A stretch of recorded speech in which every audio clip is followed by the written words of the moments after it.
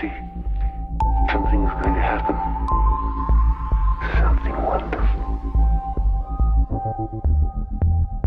My God, it's full of stars.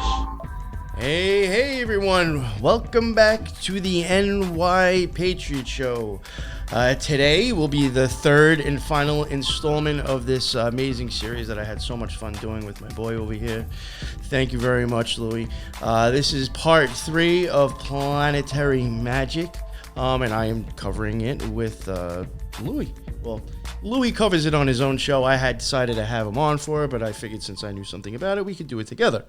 So I guess kind of like a co-host for this topic, I have Louis, which will be back on to do more series as well, since we've kind of been talking about it. I think we work well together.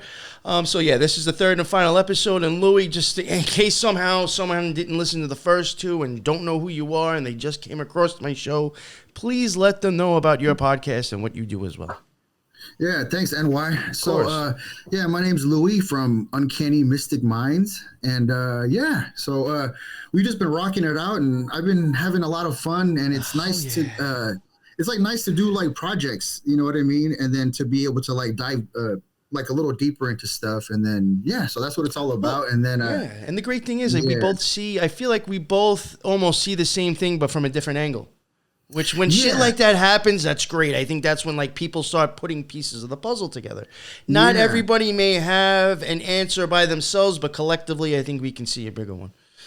Yeah, it's like a kind of like a different stream, but then like what I like it's is still that at the end of the just thing, I end up realizing like we're going the same way. It's like a different stream, but we end up at the same spot. Yes, you know what I mean. So I'm like, that's magical. You know what I mean? Or it gives me something like inside that, like a nice. I don't know, like a type of reciprocation. No, I know like, exactly. Okay, like that's why I enjoy doing like the series with you so much. Yeah, I know exactly what you're talking about. Man. You almost get this feeling of like a vibration of like this is real. I don't know how to explain it, but like I know what you're getting at. Like there's something here. Yeah, it helps with the expansion of it. And then it helps like solidify stuff, you know. So I guess I get like Jupiter, and then I get Saturn. So I get like the kings, you know what I mean? First I expand, and then I get to solidify these limits, and then so it helps like with closure, because like it's like life's mysterious, you know what I mean? Just how like my buddy Gordy was saying, you know, like a part of like mystic, it's like tied to the word mysterious, you know what I mean? So like we're dealing with mysterious stuff in a way, and then so it's nice to get like these internal nudges, and then so you know I guess people like us like that shit, and we gravitate to that, you know what I mean? So So today we have 2 planets left. We have the moon and Saturn. We're going to start off with the moon first, and with Saturn. We'll not end with Saturn, go to Saturn. And then at the end, we're going to wrap it up with showing a little bit more of associations with these planets, which I think was a great idea that Louis had. I was like, fuck yeah. As soon as he told me that, I was like, makes sense. Why not?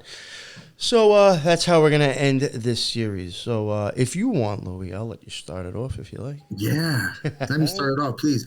So we're going to be here right now at, I consider this like the moon. So like right here, like in our third eye. And so, you know, in Spanish, it's lunes, right? And that's also another name for Luna, right? Like the moon. And then so it's here you have ties of like no matter what language or like even like in jokes, you know what I mean? Like there you see the moon. And it's a trip. So I guess I'll start real quick. Like, just what do you think like about the word so. Lunatic? I mean that kind of. Do you think that associates with the moon as well? Yeah, especially that, you know, it's like making you crazy. You know, people. Well, it's a fact that like police stations, like or like say when they train cops or whatever, they let them know in the beginning of when they start their job that on full moons it's more hectic or more crazy in the streets. You know what I mean? Like that's a fact. Like they train them like that. And then I heard like there was even studies like where like scientific studies with like hamsters on wheels that on the full moon, that's when they go like ballistic in their little wheel. You know what I mean? So it's like it affects animals, it affects people, or even police. Like when they train them, they let them know about this like ahead of time. Like, hey, this is just something to consider. You know what I mean? So like, you know what's funny? Everyone, you know. Every once in a while, I will actually say I've been thinking it's been a monthly thing almost, and I had even told my wife, and I was like, yo, I'm gonna start actually marking on the calendar. But like every once about once a month for like a few days, my fucking cat is like off the hook. Like she's not normal. Like she's like all over the place, fucking, you know, running around like fucking crazy, or like just like just doing weird shit. And I was like, yo, I'm gonna start paying attention to see if this shit has anything to do with the fucking moon, or if it's around the same fucking time every month.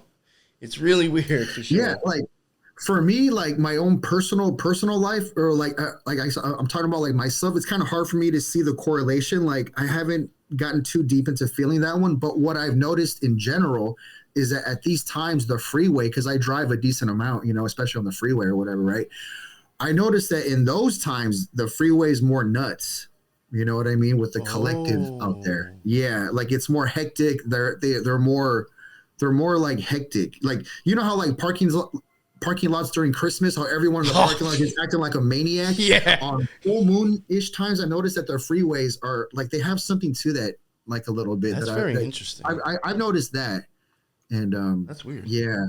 So, but I guess like with this chakra, like I kind of remind, like I kind of think about me as a kid. So I don't have this. It was never a problem. It was just something that I dealt with. Now, I guess I don't have it that much, but as a kid, I really did that. When I would lay down and go to sleep, if I just laid straight back, you know, like on my pillow, you know, like not sideways or not on my, just like straight, like, you know, facing the ceiling, I would have to cover my hand like this. I would have to do that because what would happen to me is that it would tickle my forehead so much, like that I just couldn't, there was no way in hell I would be able to fall asleep.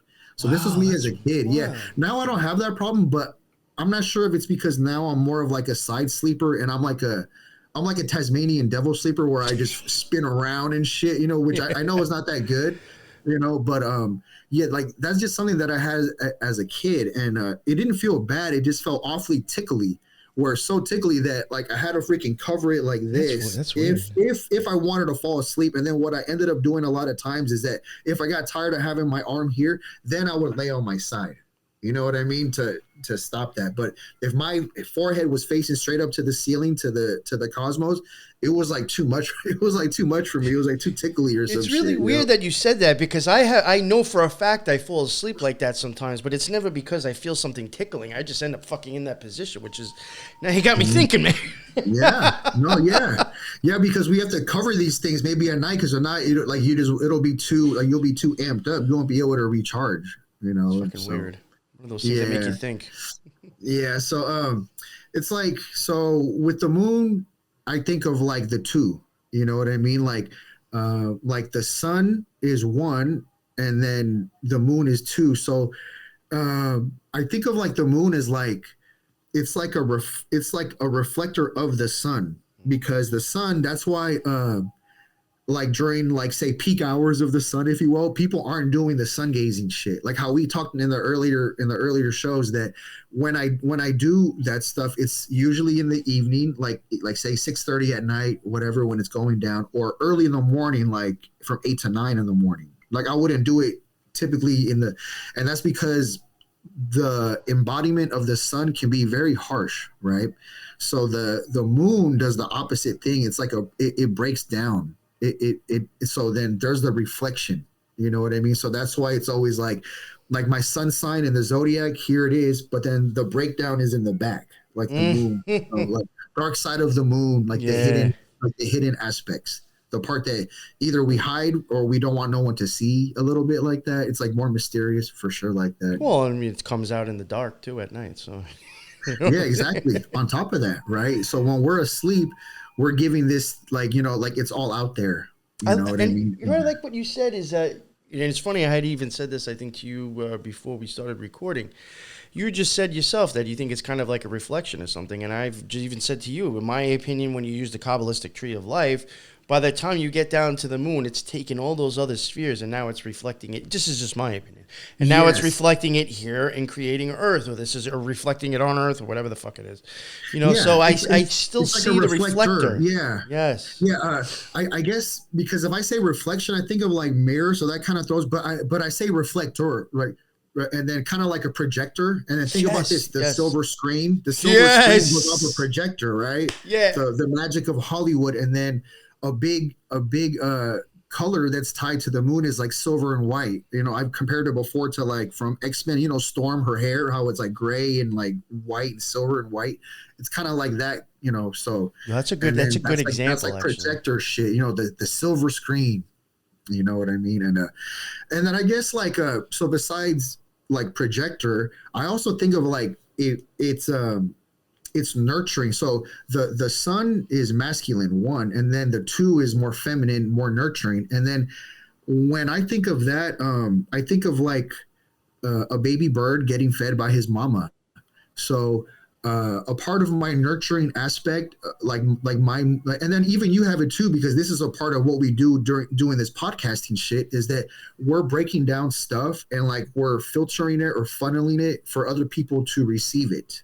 Like we're doing whatever best job we can. So that's like we're trying to nurture people in a way by breaking stuff down, like how a mama bird would break it down for her little I think like birds, foxes or some wolves do that too, right? Or maybe dogs or some shit like that. There's other animals that do that. I know there's other animals that do that actually. Yeah, I just for sure know the bird, so that's why I use the bird example. And I like that actually. But yeah, and then so it's and so that's also tied to the feminine. So and then I mean even the one is always. I mean it's a feminine type of thing, which is it's like kind of like a motherly image. It's shown in Magick anyway with the moon. You know what I'm saying? It represents birth and all that stuff, or goes along with the women's cycle. So I see the nurturing for sure. I see all that with the moon. I know. I usually had busted out my tarot decks, but isn't the High Priestess the one with the two pillars, right? Is that the one? I'm gonna look it up right now. But it's like but it's like feminine. You know what I mean? And then the feminine having to do with the two, and then so she's like in the middle, with Boaz and then the other pillar, but yes, of those you are correct. Actually, I wish I had them with me. I don't want to get up right now, but I think it is. I think it is the High Priestess card. If anybody has seen the show, it's on Prime. Oh god damn! What is that fucking show? I can't believe I forgot the name of it now. It has those women in red that are like getting it's like fucking like what the fuck is it called? Holy shit! I did a short on it. I can't believe I forgot. But there is a show on Amazon Prime that is really weird. It's got women in red that are getting knocked up, and the women in green are like with the people in charge. But the fucking thing that they're wearing on their actual it's like a lapel that they're wearing on their thing. It is almost the same exact fucking symbol on the High Priestess card on the Golden Dawn, Magical Golden Dawn set. It is literally almost the same fucking image, and I was like, holy fuck. Yeah, dude. I wish I could remember the name of that fucking show.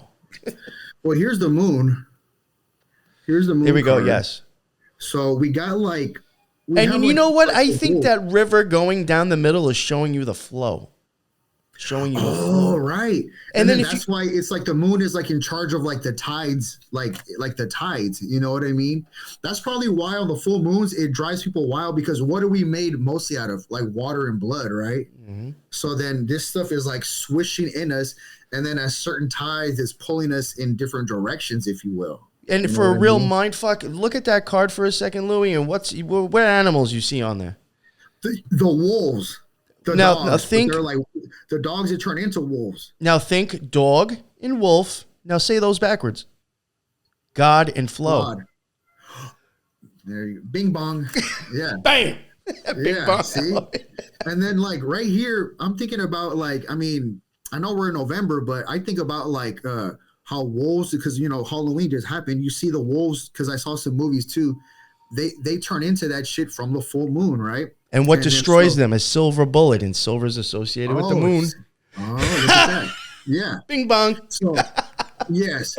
I think about when there's I forgot where I heard this. I don't know how true it is, but it kind of makes sense. I'll say it that I heard that when there's a full moon, there's like a legend or a myth that it's fighting a monster, right? I think and I've so heard think that about too, this, actually. like it's making monsters, like it'll make a human into a wolf, like into a, you know, like a teen wolf or a monster, right? Mhm. And then think about moon, mon, right? Yes, It's like yes. similar. So there's like some kind of like it has something like that where there's like transformational components to it. Like it has some kind of freakiness like that of like the shit that you're trying to hide. Because just how I said earlier, it's like the back part of us. You know what I mean? So that part, like we can hide it or it's hidden or some shit like that. You know, it's funny that I even say I do believe when it comes to magic, you actually have to escape the moon's grasp on you, as crazy as this sounds. And I always say that when I have had a magical experience, it feels like I'm getting sucked out the back of my head. So, Oh shit, dude. so when you said that the first time, I was like, maybe I'll say something, maybe I won't. Dude, that reminds me of I think, well, you've had him on Spiritual Gangsters. I know that for sure. Jahan from Yes. Boundless Authenticity, right? Yes. I heard one of his shows where he had, I'm not sure if she was a shaman or something of that nature. Don't quote me. But one of her crazy stories that she had was that she helps people get rid of these entities that come. And she says that they get stuck behind them. So think about that one. Like that's a part of her job. Like her, like I remember hearing that for sure. And then it's like either behind their head or behind their back. You know what I That's mean? interesting. So, yeah, so that's kind Gotta of freaky. clear out the bullshit first. Yeah, and then it's like how you said about the moon. You know, we've been saying the moon is like the two, right? And so here, it's about like not all the way, but in a sense, there's this component of transcending duality, transcending the two. So you do have to, at some point, like get rid of the two. You know what I mean? Yeah, and then so You have that's to a get part rid of the that. polarity, I think, actually, and become balanced. Yeah, sense. you have to find the unification. Like you can only go so far with the two before, because then when people hang with that too much, they really turn into monsters, and then it's like you want to be able to come back. You know what's funny? You know what I what's mean? funny? You said you have to put the two into one or something like, or the two becomes one or something like that, right? The funny thing is Yeah, that or going just back, transcending. going up the tree now, the first sphere you hit after the moon is Hode, and the symbol for that is a hermaphrodite. Oh my god. Oh shit. Damn, dude. Yeah. See, so it's like it's letting you know, and that's why the whole thing about like A Course in Miracles, how I've been talking all this shit about it through the shows. That's why I still say the thing about don't throw out the baby with the bathwater, because there's something to that in a sense, because besides them telling you that you're not special and then you won't be happy here type of thing and this and this and that, but at the same time they are correct with the transcending duality part. It's just that you want to do it not how they want to do it. I think they want you to do it in this way that you get to this hive-minded shit. It's a You know what I mean? fake. So- It's a fake. It's almost like it's really not true. It's like you're kind of being blinded with some bullshit and thinking like you're really transcending, but in my opinion, you're just descending. Really, I hate to say it. It's like a Yeah, I consider it like a default soul, like there's like a big soul, like the real soul, and then there's like the default, like there's a real void and then the default void. They want to get you to like the default void where it's like artificial, and then hence all like the AI and yes. then, why it's easy to get sucked into like how people copycat each other. You know what I mean? Because You nailed it, bro. I agree with yeah, like I remember telling the guys from like 13 questions. I was like, they asked about being a man, and one of the main things that I said was like to kind of like not be a copycat, like kind of like to stand on your own, if you will, because everyone here they're so quick to copycat off each other, whether it's like with a compliment or not. But like I hate to like use the phrase, but it's like almost as monkey see, monkey do. I really hate to say that. Like not to shit talk that's people. dangerous. It can be dangerous because then you can get your soul like sucked out in a way via losing your authenticity. I think You know? honestly, I think that is the whole deal with social media, the whole way it's supposed to be weaponized. Because now it lets me see some dude in fucking India, I don't know, say something or do something. I'm like, that's me. I'm gonna repeat that when I never would have, because I never until the internet, I never had the chance to see that person. So I feel like it's almost like a weapon to keep on monkey seeing, monkey doing with everybody else that you're looking at. Hard to explain, I agree because like on TikTok, which I do like because that's how I get to meet a lot of people. But at the same time, majority of that stuff, it's people just copying each other, and then God knows what they're sending out to like these algorithms of they're scanning their shit in the same way, doing the same little moves and this and that, and they're just like literally the whole thing is to like copy, you know what I mean? And then and then how I was saying like hive minded, and we're talking about transcending the duality, the two. What's a hive? A beehive. B is two. You know, and a B is the second letter. So it's like they want to get you into the two mind. And you know what? You know what I find? It's funny how you said beehive. Now, B would be the two. I do think it's part of why, they're saying we're going into the Aeon of Horus, according to, Thelemites. I do think the H actually shows neither the separation of two or the coming together of two, depending on which way you're going up. Think of how many fucking gods with the letter H are associated with going in between both worlds, or kind of in between. There's a Heimdall. There's plenty of God. Horus. It's Horus. Yeah, you took the words out of my mouth. I recently, God, I heard this, but I don't want to butcher it, but I heard something along the lines of like the moon is tied to Horus healing through his mom. You know what I mean? So it's like there's something with that because Horus had to heal his eye, and then I think Isis is his mom, right? And then so there's something about he's getting healed for his eye through that. There's I didn't cover the Star Ruby. Now I wish I would have, but unfortunately I'm a little rusty. I'd have to pull it up to fucking ramble it off. But and it's that's a big one though. The Star Ruby is kind of is a bit big, a bit huge. You know what I mean? But there is a point when you're like you're basically invoking Pan. You're going Eopan, and you're doing all these different things. There is a point where you kind of go like this. And you're supposed to be representing Isis with like the baby sucking on a titty. Oh, sheesh. Yeah. See, so the moon is definitely, there's something with that thing. And remember how in the beginning we're saying it's like nurturing, kind of how a mama bird breaks down the food. You know what I mean? It's like a breaker downer. I've often thought, is that supposed to be showing us the milk of the stars that Crowley talks about sometimes in his stuff? Because you're getting the milk. Yeah. Yeah, probably too. Yeah. And then it's like I'm thinking about like when you break something down, like say for example in sports, say like soccer, when you break the play up, that's defense. So the feminine, the moon is more like defense, and then the sun, the one is more like offense. You know what I mean? The one will just score, and then the two breaks up. Kind of like the destroyer. You know what I mean? There's those components to it a little bit. Well, I mean, if you do have something and you're going to make two of it, you're going to have to break it up and destroy it to make two. Like if you took a cookie and broke it in half, well, I got two cookies now, but I mean, it's a fucked up out of the one. You know what I'm saying? Like, so I could see a comment. Yeah, I could see something there. Yeah. Interesting. Yeah, and then it's cool that like with the H thing, that makes sense because I like seeing things like that. So it's like either coming in together or coming out together. You know what I mean? The H. And then H starts with Horus, and the Horus is more sun-based. Like, how there's the hours, like the hours in the day, like the sun. But to heal the one, his eye, he heals one eye. To heal the one of the sun, you need the moon. And that's why maybe it comes right after. That's why it's like nurturing, stuff like that. So here's the high priestess. I found it. So nice. So you got two pillars, and then you got the crescent, looks like a crescent moon down there.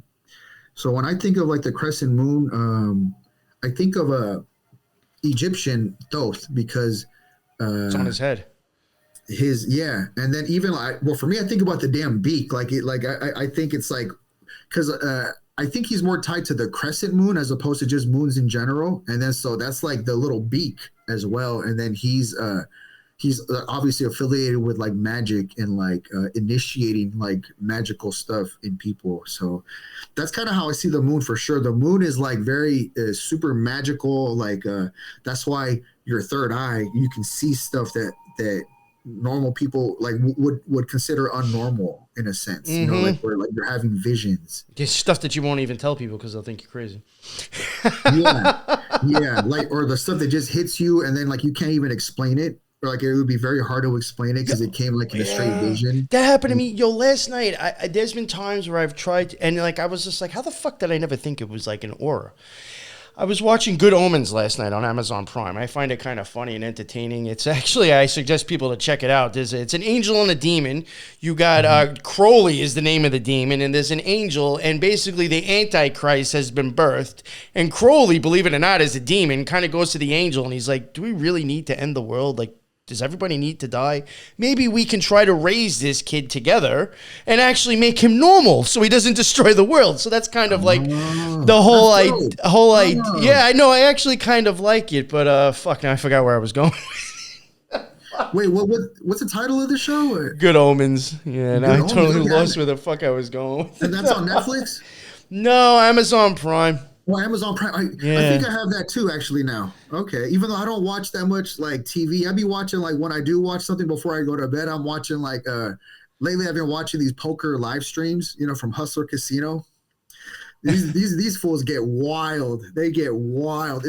There's a lot of poker streams out there now. It's popular, but the Hustler Casino one in LA, that one probably has to be the best one. It's fucking lit. It's lit, man. Yeah. Yeah, totally forgot where I was going to with that story. Sorry about that. Yeah, I don't care. We're just having fun anyway. Yeah, right. Yeah, and so the moon, you know, it's affiliated with like the tides. You know what I mean? Like how the ebbs and flows of the tides, right? Yeah, so, and those tides, they really they also are tied to like when you have like a waxing and waning moon. You know what I mean? Like so the waxing moon is when it's like getting bigger, like it's like I consider it like buffering. Like think about it, wax on, wax off. What are you doing? You're buffering something, right? And that's when it'll puff up and get big. Like even the word buffering, buff, it's like boom, like it's like it got fatter, right? Yeah. And then waning, it's like, oh, I'm waning, like I'm pulling away. Yeah. You know what I mean? Like that. And so the waxing is like more tied to like quote unquote like typical like more white magic, like the proactive, let's just say white, okay? And then or light. And then the waning is a little bit more affiliated with like dark, like where you have the potential to work those kind of things. You know what I mean? That's probably maybe why I have like some kind of like dark side in me too. I don't want to say like evil side typically, but dark, I can say that. Yeah. And well, everybody does. They may not want to admit it to themselves, but they do. Yeah. I mean, it's just. So I can say it proudly because like even like on my birth chart, my moon is on a waning gibbet. You know what I mean? So it's like that's how, and that's why like in sports, I think I played soccer like a good chunk of my life, and I was mainly a defense guy. Like I was good at defense, right? And so that's like waning stuff and like moon stuff. And whenever, I mean, I was a pretty okay player. And then so once they figured out I was pretty decent, different coaches would sometimes try to experiment and put me at offense. And you would think, oh, if I'm pretty good at defense, I should be pretty good at offense. But here's the thing. I wasn't a good finisher, because in order to be good at offense, you have to be able to finish off the one. And then I just wasn't good at that. I was good at breaking up instead. That's funny. I did soccer and I did defense for a while, and they tried putting me on offense, and it just didn't work. I was just like, no, I'm a defense dude. It just was. Yeah, it's a whole different skill structure. Well, I mean, in all actuality, I mean, unless there's a lot of people around, if you're defense, I mean, you could literally, all you have to do is just kick the fucking ball all the way down the other way. You know, with offense, you have to keep going with it and try to get it in the fucking goal. I just got to kick the motherfucker away from my side of the fucking court. You know, my side of the field. Exactly. I would be good right up until like you get to that final spot, like the final, like the last man, and then I would fuck up the play. Then after like 15, 20 minutes, like, all right, get back where you belong. Get back there. Like, okay, let me go back where I belong. And so that's a part of that, you know what I mean? And so and then so I guess like talismans, they're a little bit more for the waxing. And then so the if you make a talisman, that's more for like you want to bring something to you. So Yes, like yes. that's more offensive, right? Like if I want I was gonna say that real like quick me, that you mentioned talisman because that is to bring something in, so that totally makes sense. You're supposed to be yeah, charging that talisman with whatever you're calling in. Yes, so you are yeah, pulling like something in. yeah, like if some people are trying to get more money opportunities or more opportunities in love, or they might make something pertaining to that on a waxing moon. You know what I Mhm. mean? That would help that. And then if you wanted to consider like waning moon, the amulet would be good, and that's more like defensive as opposed to the talisman, which is more Yeah. like offense, if you will. Yeah, that's funny. You'd have like I would have a talisman in my pocket if I wanted to be charged with something. If I had an amulet in my pocket, it's because I want to keep something away. And Yeah, the moon invoking or banishing, depending on what it's doing. But yeah, yeah. same You want to thing. either block something, with the amulet, or you want to bring stuff to you, like you know what I mean. I also think of like I guess I think well because of the polarities of the offense and defense. I think of like Mars also Hmm. with the talisman because it's like you're going to get something and then Venus will be receiving and then we're like that's like blocking like it's like not like you're not going out for it. You're like stopping it. Stopping whatever your intention is or whatever. So. Oh, and real quick, I just remembered because I mentioned it before. If people remember when I was talking about the High Priestess card, that is the Handmaid's Tale on Prime. Go check that Oh, out okay. and Google the High Priestess. But unfortunately, it's the Golden Dawn one, not that one. If you were to see the Golden Dawn card, it looks just like the fucking thing that they are wearing on their fucking thing. It's crazy. Definitely check That's that out. sick. And it's got That's like, sick. the red women are the ones getting banged up and pregnant, Scarlet. And then you have the green woman who's not having sex with their husband because they're not capable of having kids, is the maiden or the wife. Very fucking Dude, what the Kabbalah. hell? I just said how I just kind of threw out the whole Venus thing, and it's like blocking. See how they're the green ones are the ones that are blocking it. They're like feminine but blocking it. It's kind of like the opposite of the Scarlet Whore vibe. And, they're Yes. like the same but the opposites. Interesting. Mm. Aha. Cool. And another thing I Yeah. just wanted to add real quick, you had mentioned before, I mean, the fact of the ebb and flows of water, and you even mentioned yourself, like we're like 90% of water. People really need to start taking that into consideration that if the moon is doing that to the oceans, it's got to be doing something to us. I Yeah. mean, and Yeah. scientists even admit that they come out and say it. One, the moon actually rings, they think, which I'm sure people have heard that before, but they said that your ears, there is something inside your inner ears that picks up the moon and it looks like this. Your cochlea. It will look like that. It has 3 hoops and a little swirl. Just like what you see so many people doing. Your Whoa. ears pick up signals from the moon that looks like that. Dude, okay, I've never heard of that. Yeah, go look it up. That's Go up the interesting as cochlea and hell. see what it looks like, and then look into it Ah. picking up signal, sounds from the moon. They say that it does, and it looks a lot like that fucking OK symbol. As long as you put your finger kind of curled in there, and not so much of a circle, but go like that, it really fucking looks like it. Oh, okay. For sure, dude. I've even thought, to tell you the truth, the Ark of the Covenant might even be those things that I'm showing you that looks like this. Those are little rings. There's 3 on each side of your head. Is that the rings that the Ark of the Covenant is fucking sitting in? Oh, that makes sense, dude. Yeah, because I've come to those conclusions too after hearing different stuff. Like how there's different temples, but also the temples are right in here. All the structures are inside of us. Like the technology is here. Like stuff got built, but also the technology is in us. Like Oh, you I want to see think a so. satellite? Like if you, I can show you a satellite.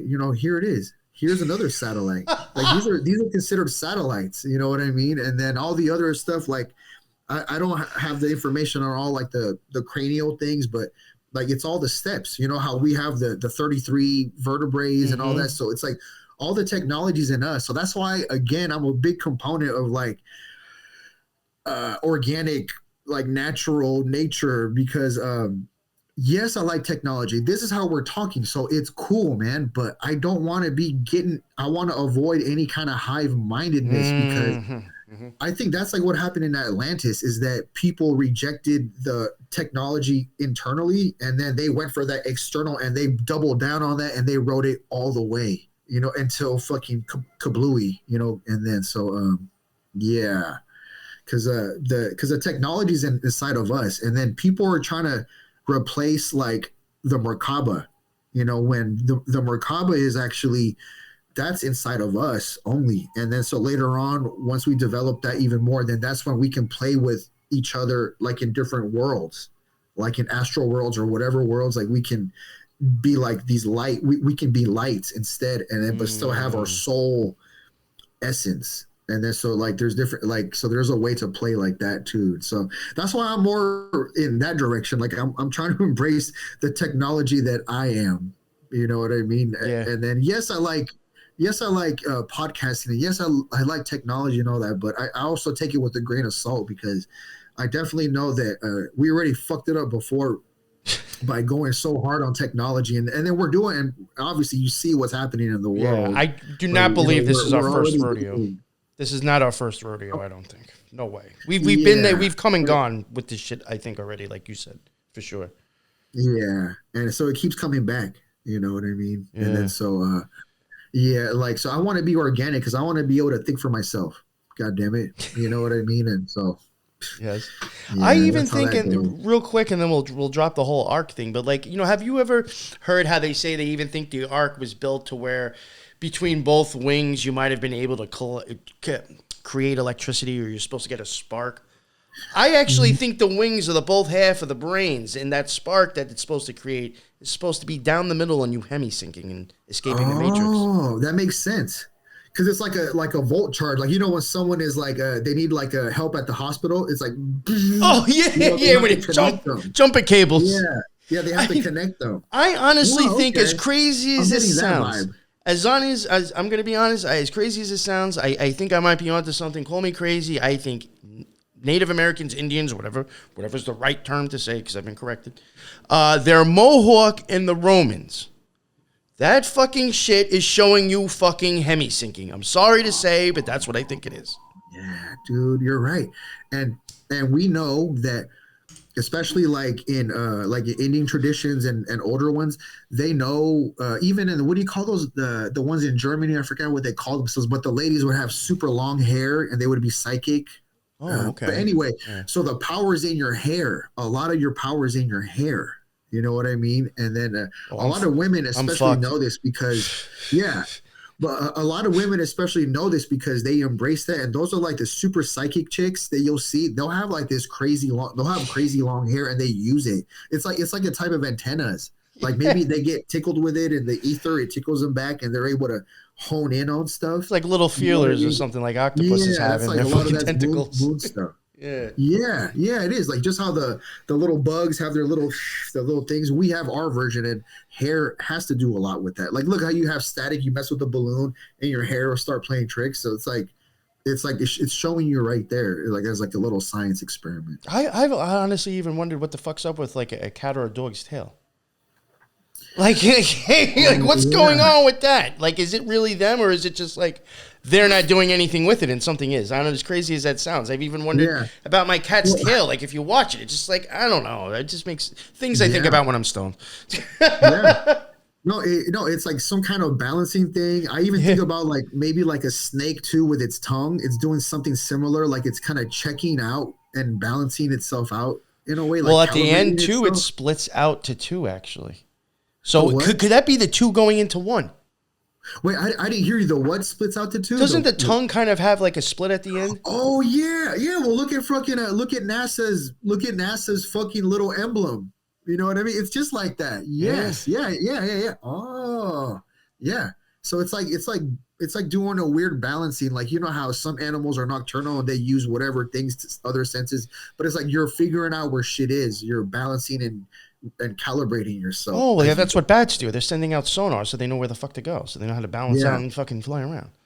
Yeah. See? Yeah. And so, yeah, man, that's tied to that for sure. So it's like, all right, so there's the chakra, and just how I gave my little story about the tickly thing, and earlier in our previous show, I mentioned how sometimes that gets confused a lot with the pineal, which if you draw a line straight down from here to here and where that meets, that's where the little pineal is instead. That's a gland. It's not a chakra, because like a chakra is like it's like an energetic force. It's not an actual organy thing. It's like energetic. And then like, I don't know how to describe it, but like, you know, those old, I guess like old Oriental or Asian, like those spinning wheels, and how like there's water, you drop water and then the wheel go here and then the wheel goes there and the wheel goes there. We like just that. fucking talked about that on the show that I did before. We just okay, brought that yeah. up. How like the water just keeps it fucking going and spinning. Yeah, and because you need the water to keep, and then as it goes, the next one, then the other one goes this way, and like it's like those Oriental, those Asian water things that you'll see like at fish ponds, you know, those nice parks, those, and they'll have those cool little or rich, or some rich people will have it in their backyard or whatnot, and so that's like maybe like a better way that I could describe how the chakras are, because when a chakra is quote unquote blocked, it means that the water isn't hitting it, so like it stops spinning, you know what I mean? And so it's like it's not getting the flow of energy. Yeah, exactly. Something basically got obstructed. It's not getting that God flow from the fucking moon card. yeah the flow, oh my god, the water flow, dude, the water flow, that thing. Yeah, the water flow got obstructed, and then so quote, or you could say that's like chi, you know, or even prana, you know what I mean? And then so that's why it's like energetic, and so you want your thing to be like quote unquote spinning, right? Kind of like a washing machine's kind of a funky, but you get what I mean with the water, and it has the thing. Oh, for sure. And, I just used it before. I definitely know what you mean. Yeah, and like once that's going, this is our brain is in here, and then once that goes and it's spinning like correctly or attuned, then you can have the correct brain wave that shoots back here, and then once it shoots back here, then it starts to play with your pineal, you know what I mean? Then that's when you feel like the magic's really happening, because that's when you can poof, like go somewhere else. That's what I think, honestly, you know in my opinion, from my experiences and from what I can get out of what I felt and what I experienced, you really nailed it on the head. For some reason, it feels like something goes back or whatever it is, and I think at some point, this is where the hemi-syncing comes in. I don't know if it's maybe the removal of gravity or whatever or something, but like eventually I think, because of how I felt on my forehead after the fact, I think my pineal gland pops open and I think it shoots down the middle of your fucking head, and that's hemi-syncing. Once you hemisync. So I could see you got to bring both halves of the brain this way, and then you got to move back that way. That's where you get to cross. Oh yeah, that too. Yeah, and then that's what I would consider like a true brainwave, because how can you have a brainwave if you're only using like 1/2 or 3/4 of, or just mainly like it's not completely, you're not using all of it, or it's not balanced. There's no way you could really do it. Like it's not going to be a true wave. Mm-hmm. You know what I mean? And so, I guess I think of like Stuart Swerdlow. Right, he's like pops to my mind. He's one of the people who I got like my earlier stuff from. Like when I started hearing all about like reptilian shit and all this other crazy shit in the early 2000s. That was with Stuart Swerdlow, and one of his techniques, because he could see like energy and all that. One of his techniques is that he would have you balance like this area right here. He would have you balance it, and he would call it a T-bar. But it was basically like a cross, and he would tell you to do like a visualization meditation in the morning, like before you get out of bed, before your feet touch the floor, right? Do this meditation or visualization to make the T-bar right here, because you want to balance that. And then I could like see it in my mind's eye, and then when I was practicing this, I wouldn't get out of bed until like I felt, because sometimes my T would be like this off. I'm like, oh, I needed to be right in the middle, like a real cross. You know what I mean? Because pretty much my cross was lopsided, and then I mentally did my mental thing to align my cross, and then once I felt like my cross was aligned, you know what? It even helped my breathing, bro.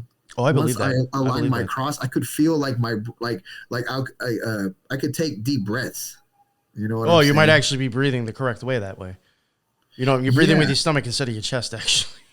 Yeah, and then you even saw like right before we started the show that like I even took my little puffer, my little inhaler, right? Mm-hmm. So it's like I'm very sensitive to like air stuff, you know, because I have a typical lack of air. Like in the mornings, I got to take like my medicine and shit like that. You know what I mean? So I'm a little keen to the air thing. So if my air gets hella better, I'm like, whoa, you know. So you know that's why like I'm a component of like alignment and shit like that. And so pretty much at this point, when you say hemi-syncing, I consider it like a brainwave, like how you do a Hadouken and it's like a move, like it can hit back here. And at this point, I guess this is when the pineal gland can play. That's what I think. That's what I think. Yeah. Yeah, like we know that it's in charge of like in terms of like more scientific stuff. It's like associated with like going to sleep. Like melatonin kind of considerations, right? But I'm gonna bring it to like some Silver Surfer shit. Like this is what I think about. Okay, so what's Silver Surfer's power? He can freaking go to the cosmos, and he's like a master of it in a sense. He's like one of the most powerful ones, right? And he's silver, right? So here we go back to silver, and he's a surfer, and he's surfing the cosmos. So that means he's like he has access to that gateway, right? And so the pineal gland, just how like the tides will go in and out, like have different versions of tides, high tide, low tide, this and that. The pineal gland, imagine it's like a little circle like this, but then the tides in the gland itself are changing all the time. So once you can be like the Silver Surfer and you can ride the wave of your pineal gland, then that's when you have control and you can be able to go in and out. You know what I mean? So I like how you came back to that. Yeah. Yo, that's good. I have to get uncanny with it. And so yeah. So I think of like the Silver Surfer because he's like a really underrated one too. He's like an underrated, but he's like actually one of the most powerful ones. Just like the SS was. Yeah. Yeah, and so and then if you think about it, it's like where did I see? It was either a comic book but it's almost like he has like at the airport, how if you don't feel like walking, you can get on those things. He just takes you on that little, and he has access to that in the cosmos, and then so why? Because he knows how to ride the pineal. You know what I mean? You're onto something with that for sure. Actually, and then that's and then we'll get to it in a little bit, but pretty much I'll start right now that. Once you can ride, and then the next chakra, the crown chakra is balanced like up here, like kind of like on my blowhole. If I was a dolphin, if I'm aligned with that, and then with the hemi-syncing part, and then everything, then that's when you have full access. Like that's when it's called like cosmic consciousness, if you will. You know what I mean? Because one is like vision. Then the other one is like third eye, and then you can have the vision, and then after all that stuff, then after the vision, then you can break through here if you're in alignment. You know what I mean? And then that's when you probably get the real pops, or you know what I mean, when people feel they really went out there. That's interesting that you mentioned blowholes because like. I mean, I honestly think that the symbol of Aquarius, of the guy tossing out the water out of the bucket, is showing you leaving the abyss. And I'm like, not that I don't know what's going on with blowholes. I don't know if there's water in there, but when they blow out the air, water shoots out because they're under the water. I don't know if there's actually water in the blowhole, like a bucket's holding water. I don't know about all that, but it seems very similar almost. Like, So when you said, as soon as you said the blowhole, my mind went to Aquarius, the guy dumping out the water. I don't know why. Dude, weird. I see that too. And like I think of like to get it human, to relate it to human, I think of like the baby's soft spot. Yes. So which looks like a cross. Yeah. And it's right in the same spot. And it's freaky too, because if you ever held a baby and you touch it and they're like, no, be careful over there. Yeah. Like that shit is soft as hell, where you could really damage a poor baby if you were to like jam your thumb in there. Yeah. Because it's super sensitive, and that means it's still not. If you think about it, this human just came into the earth, and this is the last spot to like get healed in a sense. Like even like weeks later on, it's still working on that healing. So that means that this was like the last thing. If you think about it, it was like the last thing to, like it was the last part that they used. That's why it's still kind of like very sensitive. You know how long it can take for the soft spot to close up? I think a couple weeks. I want to say 3 weeks or some shit like that. You know what I mean? Because you were close. 3 months, but you still have the number 3 in there. Okay, there we go. And today's our third, our trilogy. So I'm taking the 3 and I'm doubling down on it. Crazy 3s instead of crazy 8s right now. Yeah. 3's lucky for me, but I like 3. Yeah, and so that makes sense too. You know what I mean? And Yeah, and so yeah, because it just kind of makes sense that it's like the last part to get healed, and so we must have been using that last. And then there's also, I'm sure you heard the thing about like the silver cord. You know what I Yes. mean? That's the part. I guess it's the part that attaches, like that keeps our body attached. But and then so when like say when you leave this realm, that part is like, you know, it gets snapped. So that's like the last part. You know what I mean? Yo, So that's so just wild because I'm going to be eventually covering the Voynich manuscript with a couple other people, and there is again the 7 women. They're showing 7 women in a circle in this Voynich manuscript, and there's one that's holding something in its hand that almost looks like a waving ladder, and I'm like, I think that is like a tether right there, or like a cord, or Jacob's ladder, or the stairway to heaven. And I was like, so you just said that now, and it made me think of like that cord that's kind of tied onto us, which honestly, I don't know how to say this the right way without worrying about a copyright strike. You know, there is times in the OTO where you may end up with a rope around your neck and you have to cut it off. You may. Oh, yes. You may. Yes. So, you know, I'm seeing all these things now. Like you mentioned that, you know. Yeah. And then think about what we've been saying this whole damn time. Silver surfer, silver screen, projector, and then the silver cord. You know what I mean? Like, yeah. And so it's like, it's not for no reason. Mm-hmm. Yeah. Oh, man. Okay, let's see what else I got here. Other people are texting me. But anyway. Okay, so, yeah, I talked about the, okay, Hecate. Oh, Hecate. Yes, so it's always fun.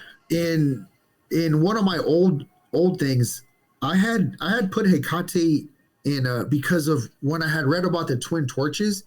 I just thought of like Lucifer in a sense, because it was like similar jobs of like recon and like gateways, like they're opening. It's either they're starting something new or they're guarding a gate.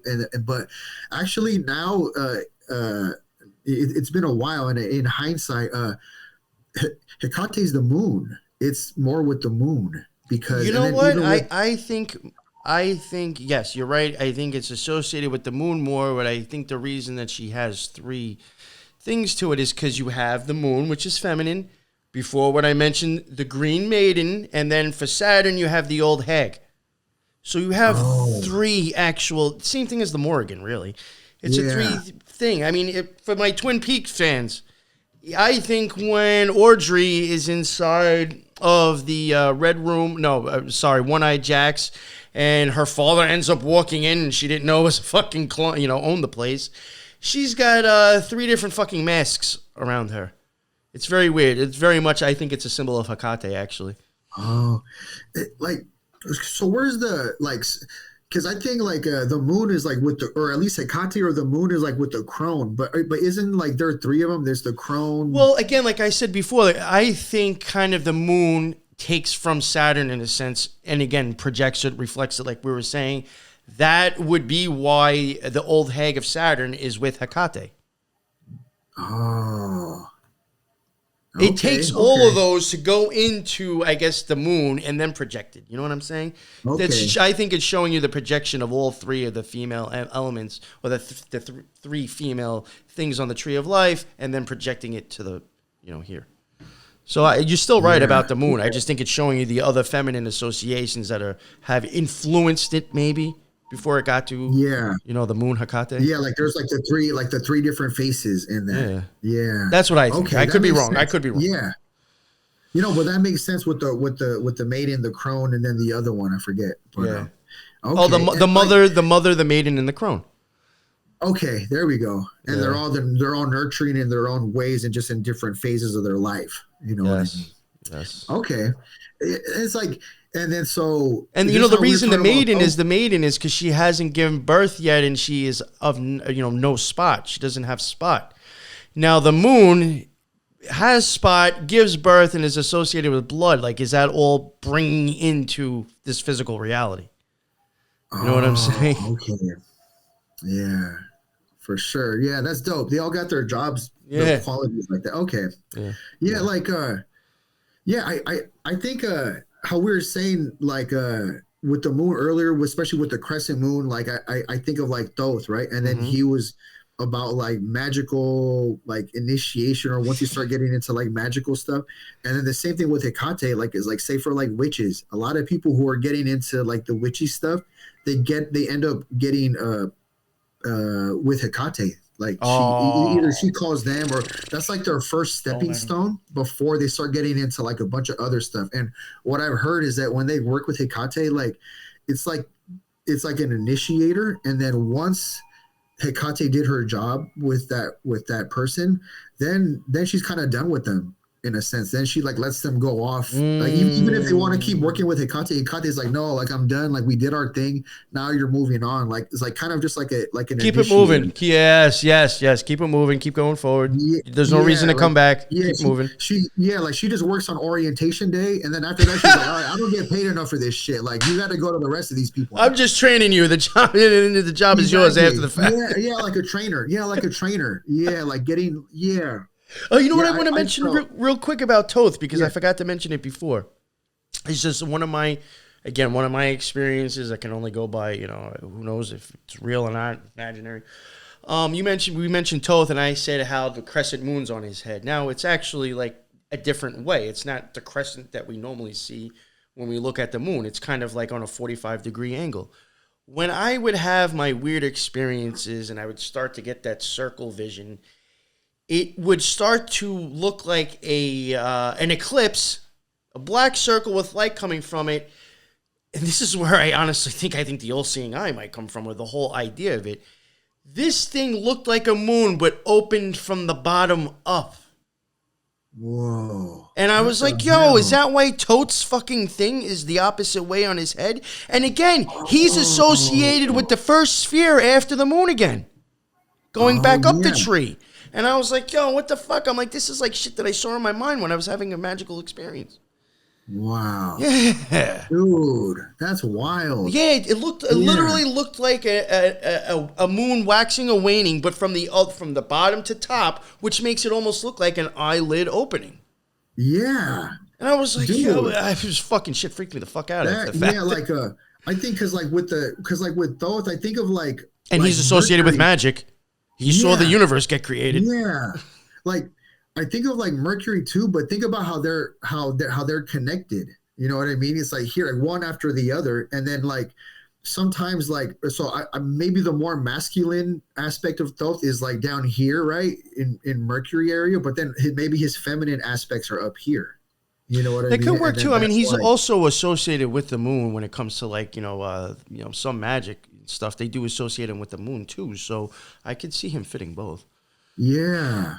I'm gonna guess it's something like that a little bit, kind of like how I kind of felt that like Lucifer's feminine is more here in the heart, and then Lucifer's masculine is here. I think for Thoth it's like boom and boom, where the feminine is up here. I could totally agree. I think Lucifer is more of like it works on your feelings, and Thoth is a lot more on just being logical. Yeah. Yes. The thought. Thoth. Yeah. That's why on my little banner or whatever, my little logo, dude, I have my little head with the little blue bird right there, because then I'm trying to insinuate I'm playing a inside joke or whatever the fuck you want to call it, that I have a thought on my mind. You know what I mean? Because then that's why with Mystic Minds, it's like the mind, the thought of the mind. And so me being like an airy guy, man. Like that's dope. Yeah. That's me cool. being like an airy guy, like in my astrological, I'm like super airy. Like that's like with like intellectualism and mind stuff, So like, I guess that's why I have like an affinity to that kind of shit like that. Yeah. All right. So yeah, I talked about the hamster. I talked about the hamsters and how these things go wild, and because it's a thing, dude. Like, why else would because cops don't want to like wait, like they probably don't want to waste money and shit like that. So even they know it's like a thing. It's like a known thing that the moon has these effects. Oh, I definitely. You know what I'm saying? Yeah. I mean, that's why they got the word lunatic, for fuck's sake. Yeah, lunatic. Go ahead. I think I heard a story that like how they made Dr. Jekyll and Mr. Hyde. So what's he doing? He's like one, but he switches into like a sinister, like a type of a monster, right? And then I heard that stuff was hell of inspired by the moon. Like when the writer was under the moon influence, Oh. then that's how it came up with this shit, like this transformation. So there's something about like transforming into like a monster affiliated with the moon. And again, It's you got weird, that you know? H for hide, the separation possibly. Oh yeah, see, wow, yeah. And then think about this: they spell hide like in the book or whatever, HYDE, right? But what are you doing when you're hiding? You're waning. You're like a waning moon. You're hiding, and then even how we said it, it's like the back of the head. It's not the front of the head, like how the sun is. Well, it You know also what I mean? changed. I mean, as lowercase, I would just be a line and a dot. The Y is kind of like 2 into 1. I mean, I don't know. Okay, yeah, and that too. The serpent, snake Wow, tongue. even more. Who knows? Yeah. Who knows? Yeah. So yeah, it's a trip. So the moon is very mysterious, and then Very much. like how in the first show, I said that I kind of related Jupiter to like a lot of it, like with the gut feeling. You know what I mean? Because the gut is like a type of brain, like its own organ that's like maybe like a primal brain, and then so before you get so that initiates psychic stuff, and then the refined version is finally there. That's probably why Jupiter and the moon get kind of mixed up a lot, because they're both affiliated with psychic stuff. But yeah, but in my opinion, I think you have to have the gut part first, like good gut health, and then the feelings of that, and then later on you can develop the vision part, and then that's when people are really psychic, like that scary psychic. You know what I mean? Like my mom used to be like that, where she would just call shit out super scary, like how did you know all these details? You know what I mean? Because a gut hunch is more of like yes or no. You know what I mean? Like if I'm playing poker and I'm like, is he lying or is he not? It's like my gut will say more of that.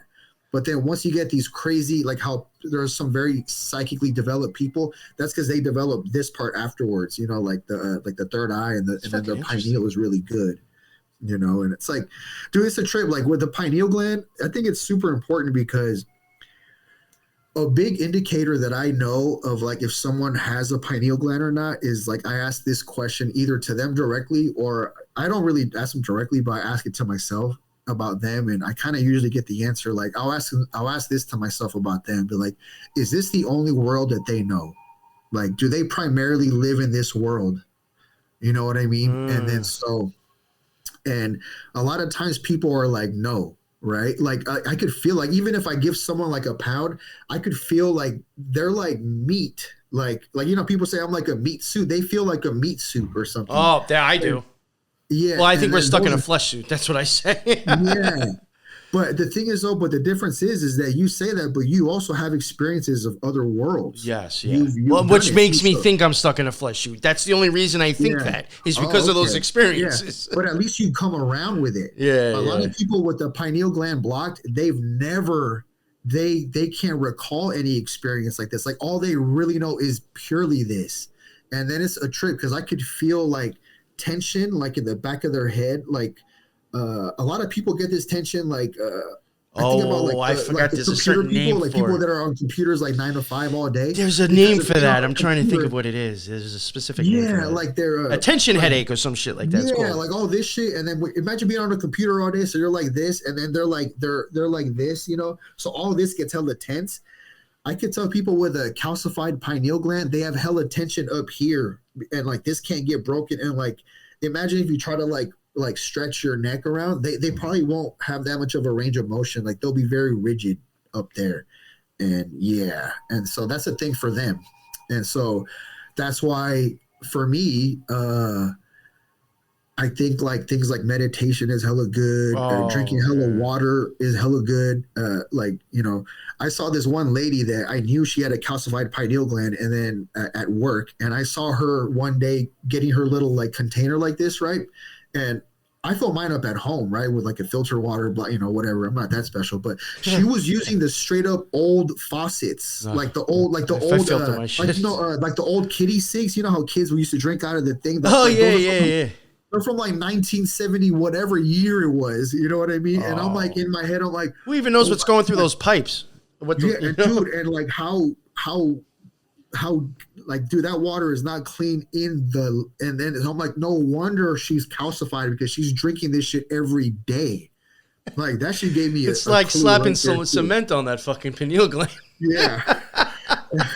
So besides like meditating, the water thing, and then like movement and things like that, like I'll try to like stretch, and even like if I notice like I'll get on the foam roller and I'll get like the back of my head like on the floor, like I'm trying to like relieve like any tension that I have around here, and then I notice that helps me with my breathing, and then I feel more clear after that.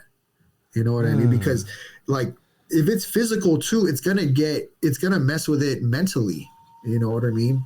You know what I was just had a fucking, it's a weird thought, because I said fucking, because you're talking about this lady drinking this horrible stuff, and then I said it's like putting cement on your pineal gland. Maybe for all you know, those minerals and heavy metals that all these planets are associated with, maybe you have to remove all those so the water can be clean and flow.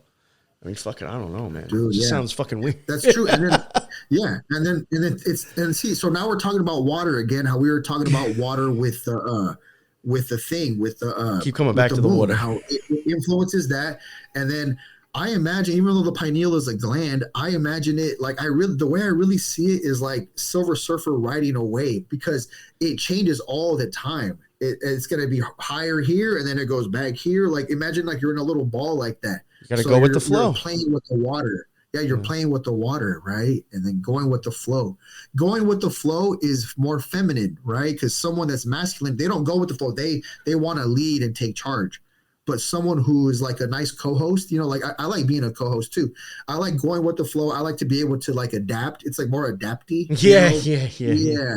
As opposed to like having the shit, like the itinerary, you're like, this is what it is. Oh, yeah. Like when I go on Spiritual Gangsters, I consider, I mean, it's Teresa's show. She came up with it. I'm the co-host. It's totally different from my show because honestly, I just got to show up. You know what I'm saying? Like it's different. And then I just, throw my 2 cents in and a little fucking peanut gallery. Like, for me, I like that personally because, like, I like variety. Like, that's the other thing with the moon is that the moon is ever changing. That's why every night the moon has a different shade. There's different tides all the time. The sun is more considered like, it's like more the unchanging. It's like the sun, is always going to come up in the morning. It's like changeless. Well, yeah, it's not like the sun waxes or wanes either. You know what I'm saying? Yeah, exactly. Yeah. So I like the whole thing of adapting and changing all the time. Like sometimes, like I don't have to talk that much. Sometimes I want to I'm going to talk more, and then I like it because it's like a different vibe every time. You know what I mean? And then because every situation is different. You know what I mean? Like I think about poker. It's like when I play poker, I'm not going to have the same game plan every time. No way. I'm adjusting to the table. If I'm around a table full of maniacs, what I'm going to do is I'm going to be very tight and very defensive because they're already making these maniac moves on me. So I'm going to just trap them in. Right. Mm-hmm. Or if the table, like if you go like in the morning where they're more old guys and they're more passive, they're more like tight with it, then I'll be a little bit more like, I'll have more wild tendencies. You know what I mean? Like that. And then so it's like adjusting, because I like that. Yeah, you know what I mean? For sure. Yeah, we all have different sides, and then I guess the day it'll let you know kind of what the theme is for the day. Damn, dude, these mother effers, they're on me today, boy. I told you, because we don't have work tomorrow, so they're asking me for all this other shit right now. I'm like, oh man. Oh, do you have to get going? Is this gonna fuck you up?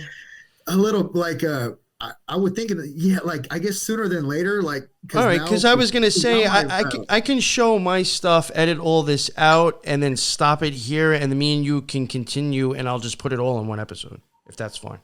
Yeah. Like I'm saying, we can just make another day where we do Saturn and then we do the associations. If you need to get going, I'll just show my moon shit and we'll wrap it up. I'll edit it and I'll make it a full episode. Yeah, maybe. Yeah, because I'm okay with it. I'm not going to be like, oh fuck, this guy's a pain in the ass. We just got the old manager got canned the other couple of weeks ago, so now we have a new one. And then today I finally started talking to her, and then now she's like texting me asking me for shit. And she's like my brand new manager. I'm like, oh crap, like I don't want to. No, not a problem.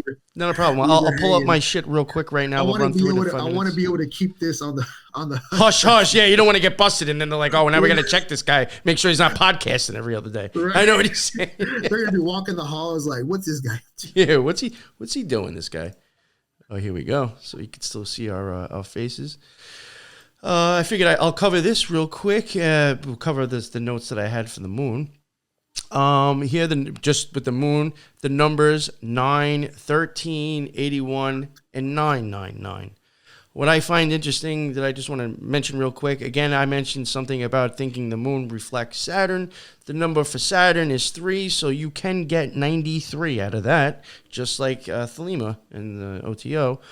And also, what I find is interesting is the number for the moon, the number for the sun, which is right above the moon in the middle pillar of the tree of life, that number is 666. So is it just a flip or a reflection of the number from the sun? Why you get 999? Yeah. Maybe. Here we go. Yeah. Color, silver and white. It rules Cancer, the metal, silver. Day of the week, Monday, element water. Direction, northwest. Concepts, astral work, birth, clairvoyance, cycles, divination, dreams, glamour, illusions, increase and decrease of madness, shape-shifting, spells, spirituality, tides, transformation, and the unconscious. Tools, bow and arrow, the magic mirror, perfumes, and sandals. Deities, Artemis, Diana, Hecate, Isis, Khonsu, Luna, Thoth, like I even said before, he can be associated with the moon. The archangel is Gabriel. Real quick, this is the sigil of the moon. It's a 9x9 square. I also suggest, I think this might be interesting for some people. If you can do it now or do it after the show, go look up Princess Cut Diamond. You will see that it's very much just like this, especially with the way light reflects. It looks just like this, in my opinion. Here we go again. That's the moon, the intelligence, spirit, and Gabriel, the strength of God. Gabriel is the angel who usually delivers messages to humanity, embodying the link between man and the universe and the divine as expressed by the moon. Just like I said before that I thought we might pick up things from the moon, maybe this is saying that in a sense.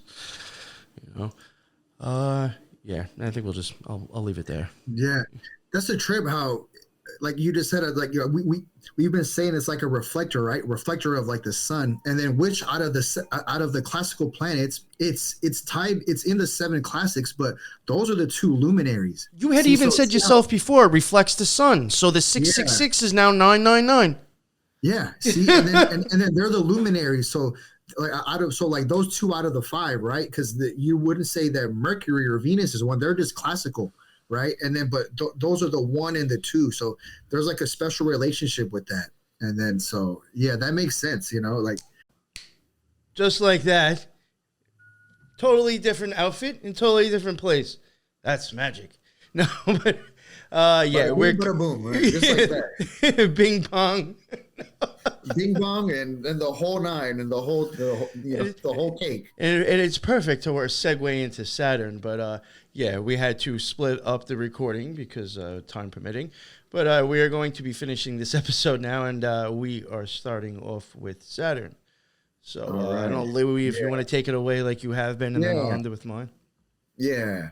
So Saturn, just like the base word of Saturn, you know, that's how we get the day of Saturday, right? It's tied to that, which happens to be like, in theory, it's like the last day. It's like the culmination. And just like in the chakras, it's the last one, known for the crown chakra. And the crown chakra basically insinuates like gateway to the consciousness or cosmic consciousness. You know what I mean? It's when you break out, in a sense. And then, so that's why we keep talking about that little blowhole, because that's when you break out, in a sense, or when you're a baby, you broke in a boat. But either way, there's some kind of break for it. And then that's where you get cosmic. And then that's where there's a concept of like beyond. Have you ever wondered, like, if crowns or certain specific hats might have been like, not saying that they were made to express that, but some people might have used them as a reason to try to show like occult symbolism, like crowns or bucket hats. That could go along with Aquarius. I mean, I have a checkered bucket hat that I specifically wear on my show as a joke sometimes because it's black and white checkered and bucket hat. It goes with Aquarius, which would be up at that black and white part of the tree. And I'm thinking like, well, has that ever been done on purpose before? You know what I'm saying? Yeah, there has to be some kind of like, especially with like whatever, how they have different rubies. I was going to say the different colored jewels and stuff. I guarantee you that some of them have been made for specific shit. That's what I'm saying. Yeah, I bet you for sure. Yeah, like to establish like what they're trying to get you to perceive or establish like their dominance. And stuff, yes, exactly. Or claiming. Yeah, like claiming their dominance or because of or what experience or like kind of. You could with colors and gems, you could probably like not saying like they're in secret societies, but if you had like a grade system of your magical experiences or powers, you could show that with different types of stones technically as well. It would almost be like a kind of wearing a badge on your chest. Instead, you'd have the jewels in your fucking crown. And I'm sure back then in older times, it was a lot more notariable. You know what I mean? Where it was like a given. But I mean, like the royal colors technically are purple and yellow. Yeah, you know what I mean? And then, so purple here we have the purple chakra or violet chakra, and then I always kind of related to like the threefold thing where there's the yellow in the middle is equilibrium. The polars are red and blue, and so red and blue mixed together is purple, and then the equilibrium is yellow. So it's everything down the middle. It's like the final crowning, the final culmination of crowning. And then that's really interesting. The so equilibrium is yellow? Yeah. What was that? What did you mention about the yellow? I'm sorry. Say that again. Oh, the yellow is like the middle part, like the equilibrium, where on the red is kind of like the masculine or advancement, and then the left I put it more like feminine or like not advancing, like stopping. And then the equilibrium of that, where the magic happens all at once, is basically in the yellow, and that's kind of like where the throne is. Like the one in the yellow is the throne that doesn't do anything, and especially when you have purple, because you're mixed all that at the same time, blue and red. That's interesting. I got to think of it because I've never thought of thinking of yellow like that, but I could see. Not going to get into it now, but there's been things that I've looked at that I can clearly see with other colors and how the people are acting. I can see what's going on, but sometimes the color yellow has thrown me off, and now I have to maybe reassess the situation thinking with that idea. So thank you. That's interesting. But what I wanted to say, too, is that you were even saying about the blue and the red. Those, again, are the top spheres at the tree before you cross over into the spirit world, too. Yeah, how we were saying like in the earlier and purple's associated with Saturn, which would be above them because that's Mars and Jupiter already. It's bridging them. Yeah, and then it's like how we said in the very beginning of our thing. It's like the red and blue here is like a 3D polarity, because like when you do polarity out in the cosmos, it's yin and yang, it's black and white. But for us, for our experience here in this tangible stuff, it's blue and red. That's why, like, the Crips and the Bloods, and then the blue and red bird, of the government, blah blah blah.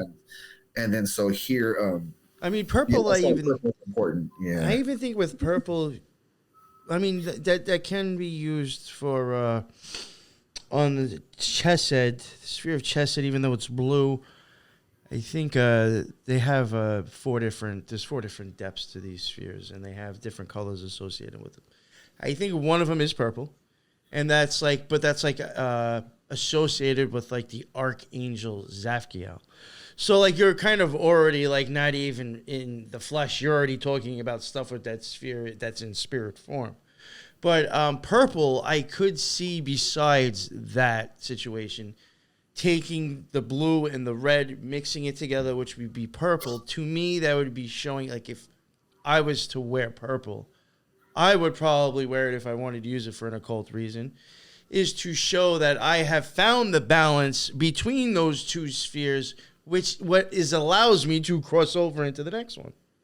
Yeah. So you could even be using that as a symbol of saying you understand, the power and the glory. You understand what happens once you have that. Yeah, Because it's that's what super those tied spheres to are magic. too, the power and the glory. Yeah, no, for sure. It's very tied. Like it has its occult tie to magic for sure. Because like in the Blavatsky stuff with the seven rays, which is a kind of like a spin-off of like a different version. It's similar, but it's a different thing. But the seventh ray for that one is violet or purple, and then they call it ceremonial order and ritual. But it's like basically like that's like magic. It's like magic stuff. And then so it has its like even in the seven rays it has a thing with magic. And it's like when I think of Saturn and then all that stuff, it's like it's a lot of it is with illusion, right? And then so what's like magic? You know, That's when you really pull a rabbit good. I out gotta of a remember hat. you said that. Because I'll come back with some shit. Yeah, an Yeah. illusion. Very good. Very very well. Yeah. said. Yeah, that's the part of the magic trick, you know, where you stick your hand in the thing and then you pull out the bunny rabbit. That in between part, like when your hand went in the hat is dark inside. That's the kind of like the void or the darkness. You know what I mean? Like this planet is like the malefic because it's like the darkness. You know what I mean? I remember, okay, so earlier when we were talking about Jupiter, we were laughing because we were talking about all this hot and moist stuff. We were like, man, right? So this is like the opposite. It's like cold and dry like that. You know, it's like the opposite. It's like cutthroat. It's like dry ice. That's why like the little shape of Saturn, it kind of looks like a little H, and the bottom is like a little curvy. It's like cutting, and then also it's known with the Sith. You know what I mean? Like the Sith is very important. You know, like how the Grim Reaper has the Sith. The Sith was inherently initially that was because of like during the Golden Age that was agriculture. So in agriculture, you're like cutting like, okay, here's this boundary, here's this stuff. It's like all the boundary stuff. But at the same time, Saturn is the cutthroat one. You know what I mean? Like kind of those people that are very cut and dry, say in relationships, like they'll be loyal to you, but then once you kind of like give them some signs or you kind of screw them over, they will cut you off so quick. They will just erase you from your phone and from all your socials and never turn back. Like that's like the cutthroatness of Saturn. You know? And yeah, I've met some individuals like that in my lifetime. I know what you mean. Yeah, that's a good way to put it. To that extreme. Yeah. That's what. The thing you said before about illusion. The reason I wanted to bring that up is because I think it's great because you were saying that goes along with Saturn. When you look at Binah, which is a sphere that Saturn lands on, even that I think like the vice of the sphere or like one of the negative parts about it. Believe it or not, but when I explain it, it'll make sense. The negative things about it is faith. Faith isn't knowing. Faith is a belief in something that you actually don't know for sure. Not knocking it. We all have faith. I have faith that when I flip that light switch, the light's going to go on. You know what I'm saying? Yeah.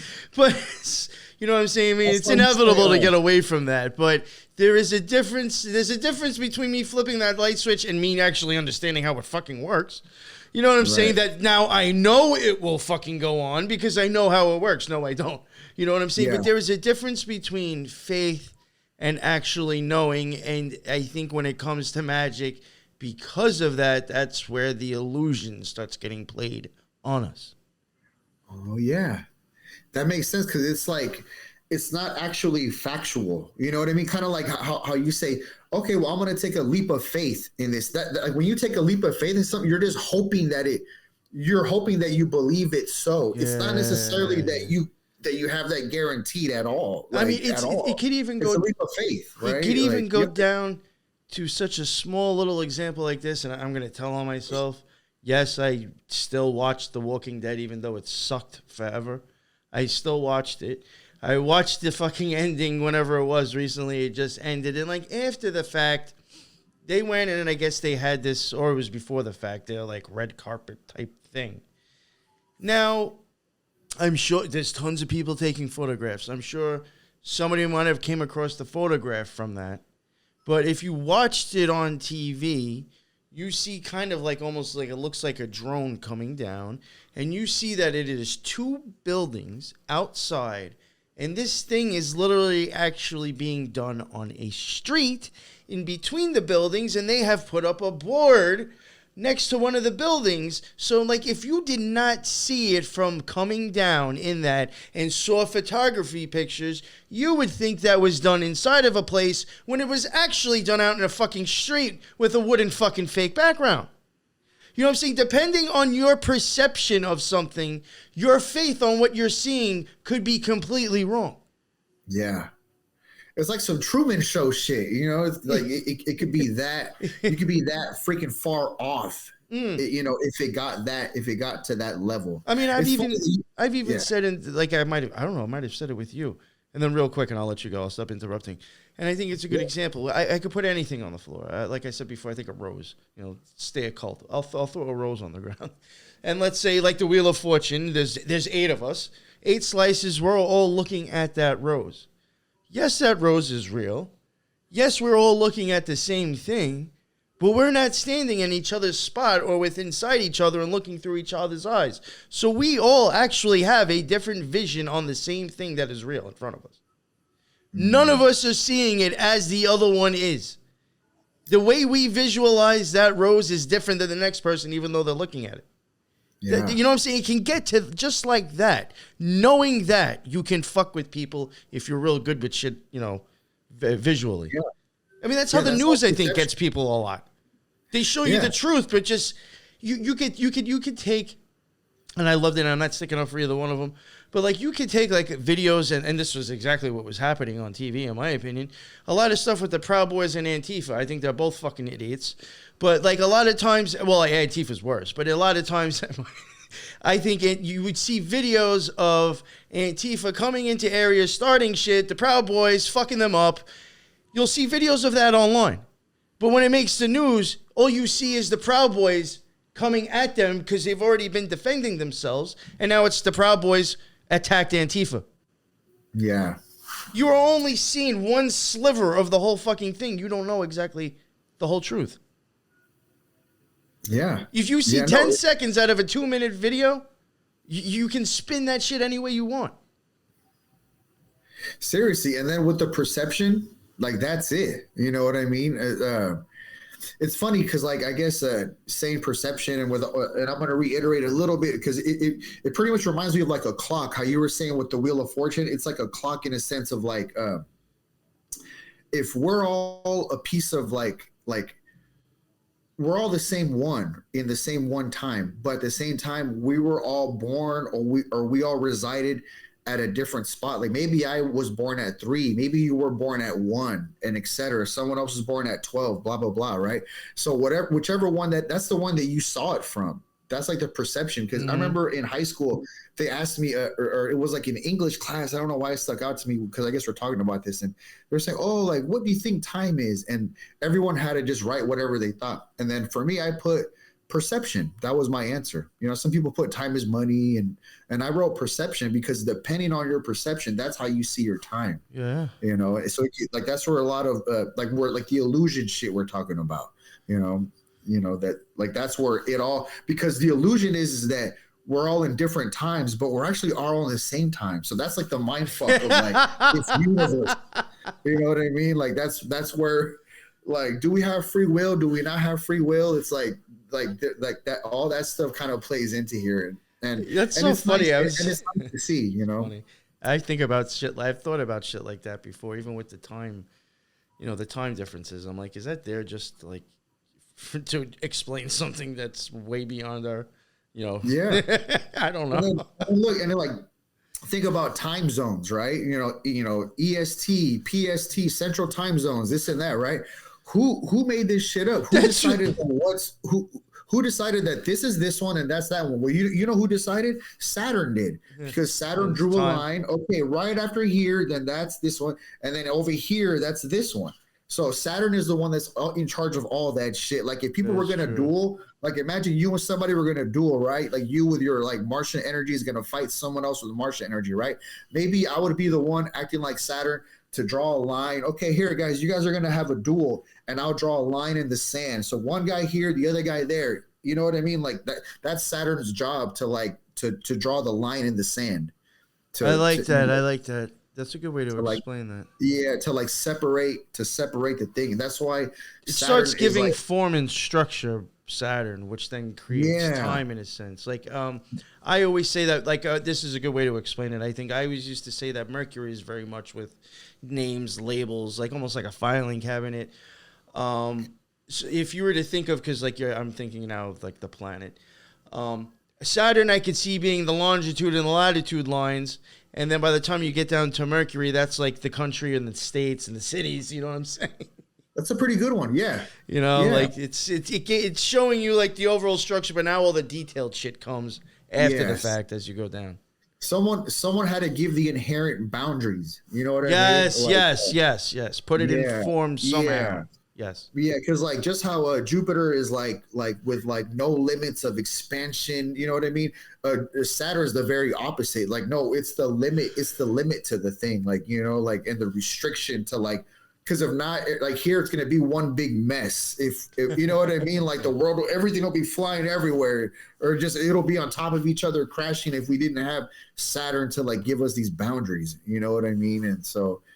It's like it's a good thing, you know. Yeah, what I mean? it definitely creates. That's a good thing too. It's create boundaries.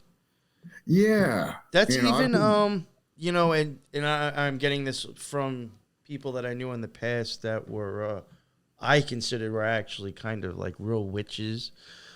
You know, you get like a lot of people that kind of like get into that stuff, and I think because they like some of the cool names and like I'm gonna be this type. And there's so many different types of a witch you can call yourself, and one of them is a hedge witch. And a lot of people, like at one point, I just seen on groups and stuff and whatever online, and it all tended to be like the younger kids.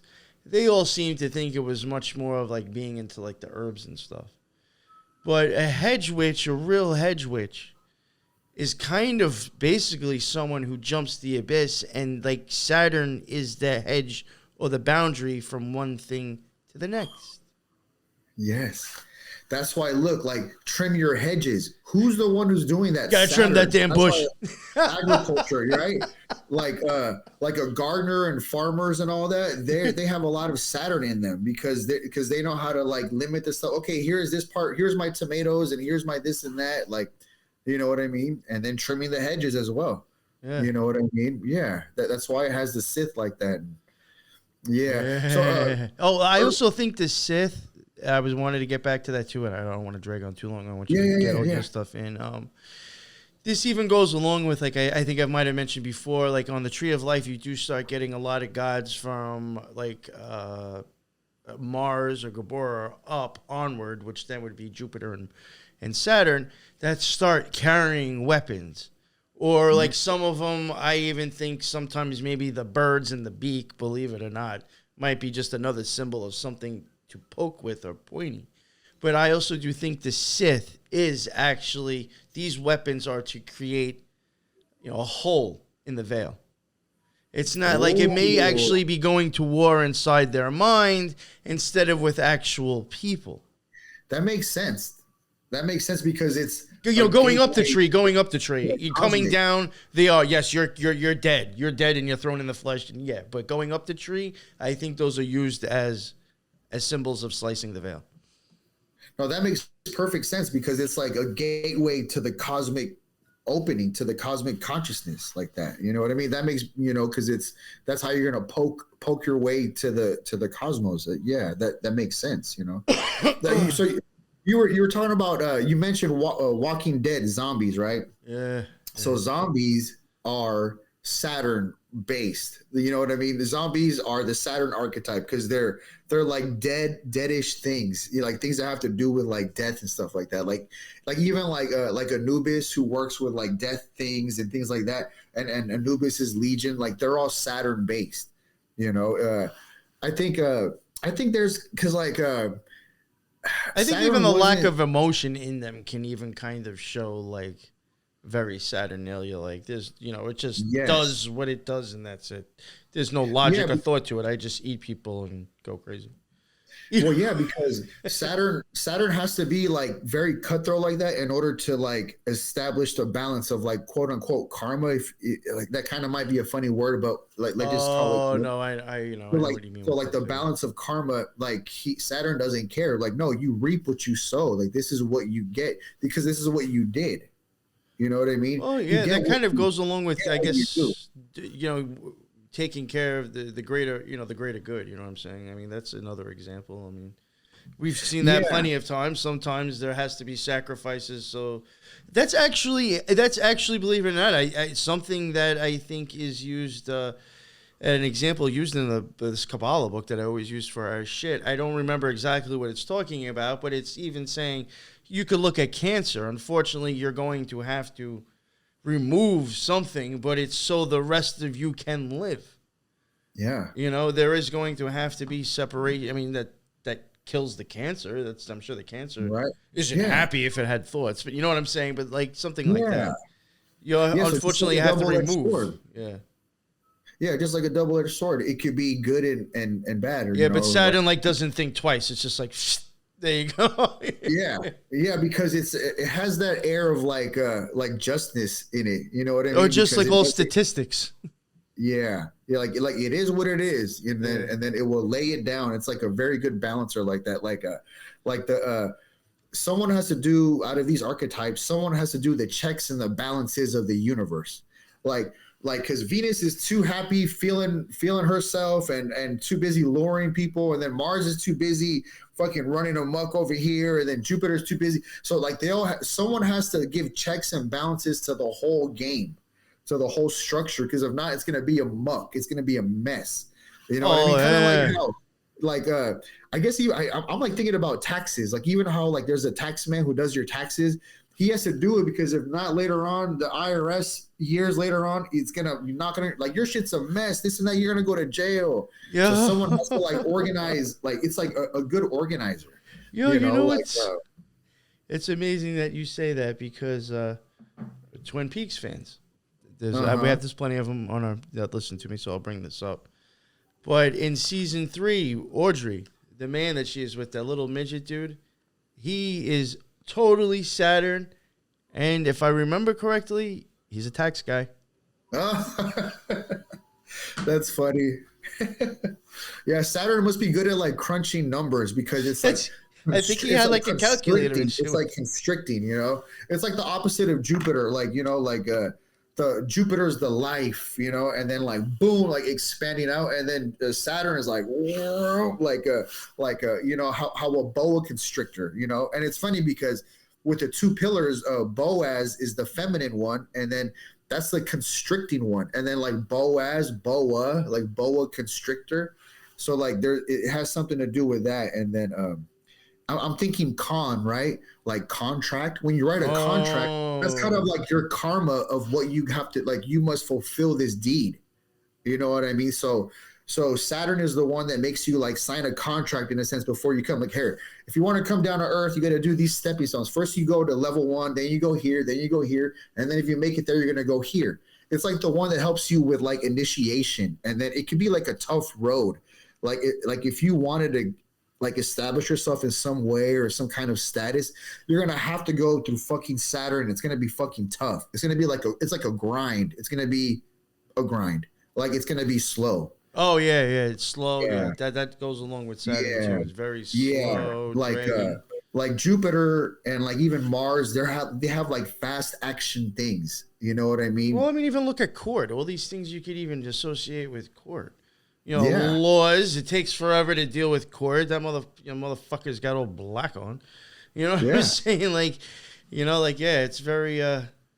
No, I've been dealing with that lately. I told on my last. Well, I didn't talk about it, but I had mentioned that I had been going to court this last year for something, right? And then it takes forever. It's a whole fucking process. You know what I mean? And think about this. So Saturn is attributed to like law, right? Like it's associated with law. What test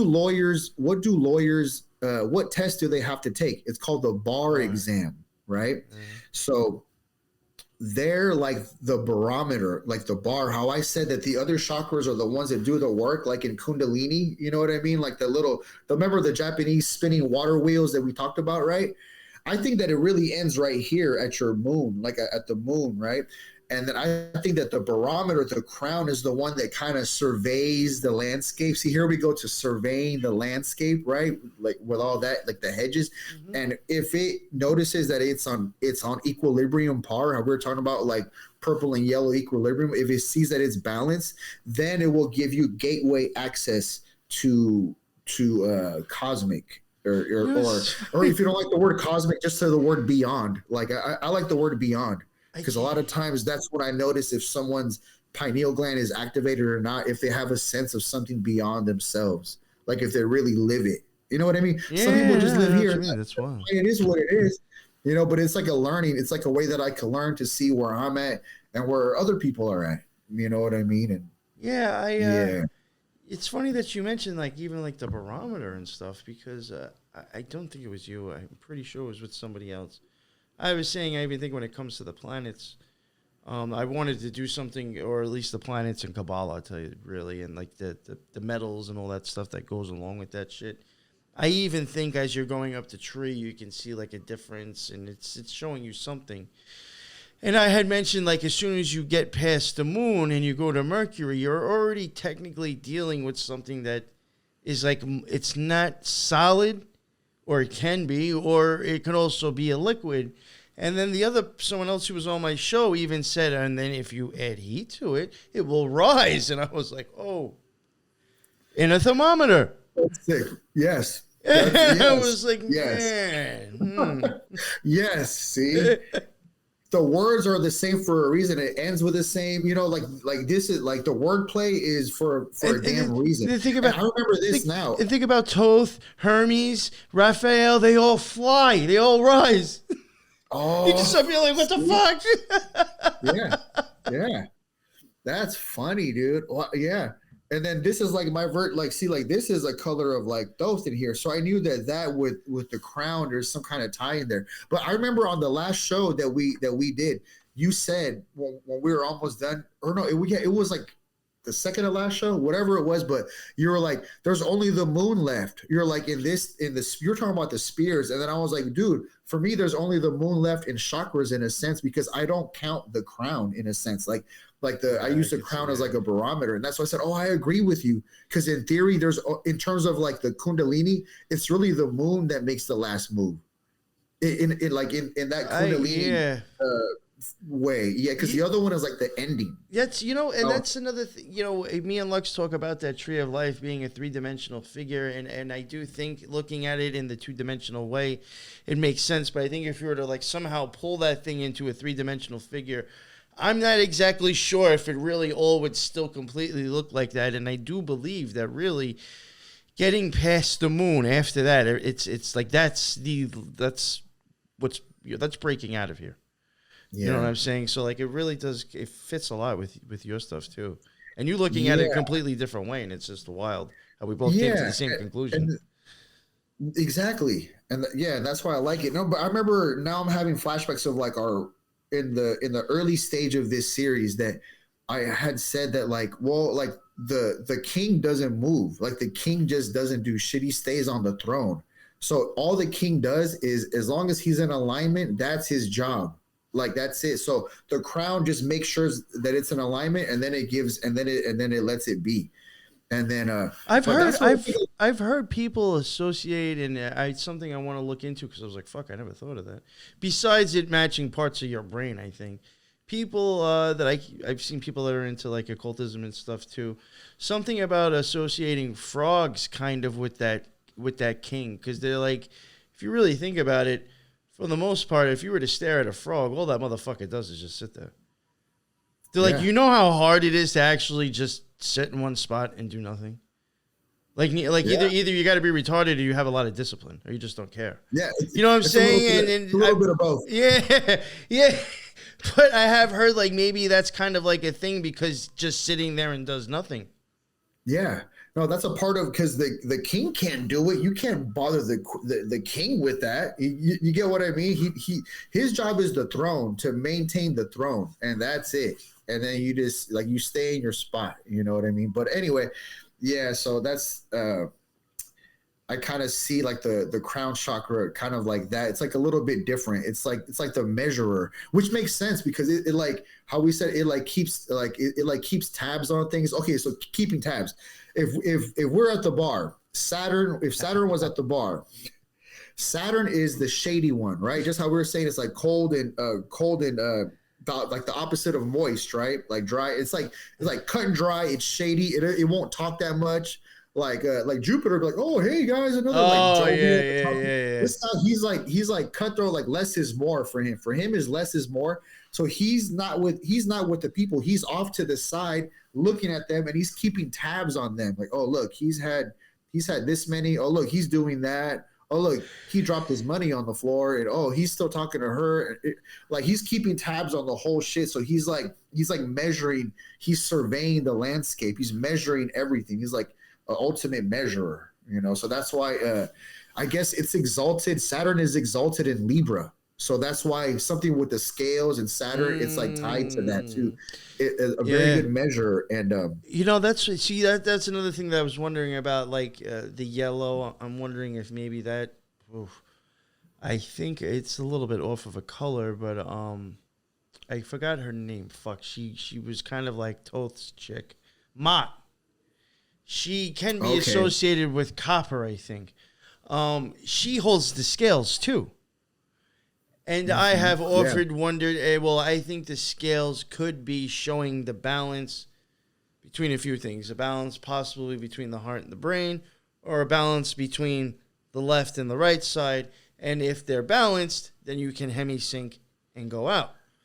So, like, think of a color of scales. I mean, may not be yellow, but very close to it. That could be the balance that you were talking about before. And maybe the scales is representing, one of the things I was talking about. That was just the thing I thought of. No, yeah. Like when I got that like the color thing, I had got that from a numerology book when I first started learning about like some stuff like this in high school, and I guess it's like with like primary colors. You know what I mean? Like it's like the primary, like the primary colors, like the first colors, because then from there you get all the other ones. Like if you put red and yellow, you get orange. You get Jupiters. If you get blue and yellow, the other one, then you get green. So and then they keep going and. But that's why I started with like red, yellow, and blue. Those are just the primary colors for once you start mixing those, then you can have like your rainbow and all that stuff. And So Saturn is that guy in the bar where he's like off to the side because he's shady. Like he seems shady, right? Like literally shady, and then keeping tabs, right? So like knowing what's going on, and then so. Yeah, that's a part of that. And in terms of like, say, like the type of person, if you think about it, we talked about zombies. You can say goth, like gothic people who dress like goth.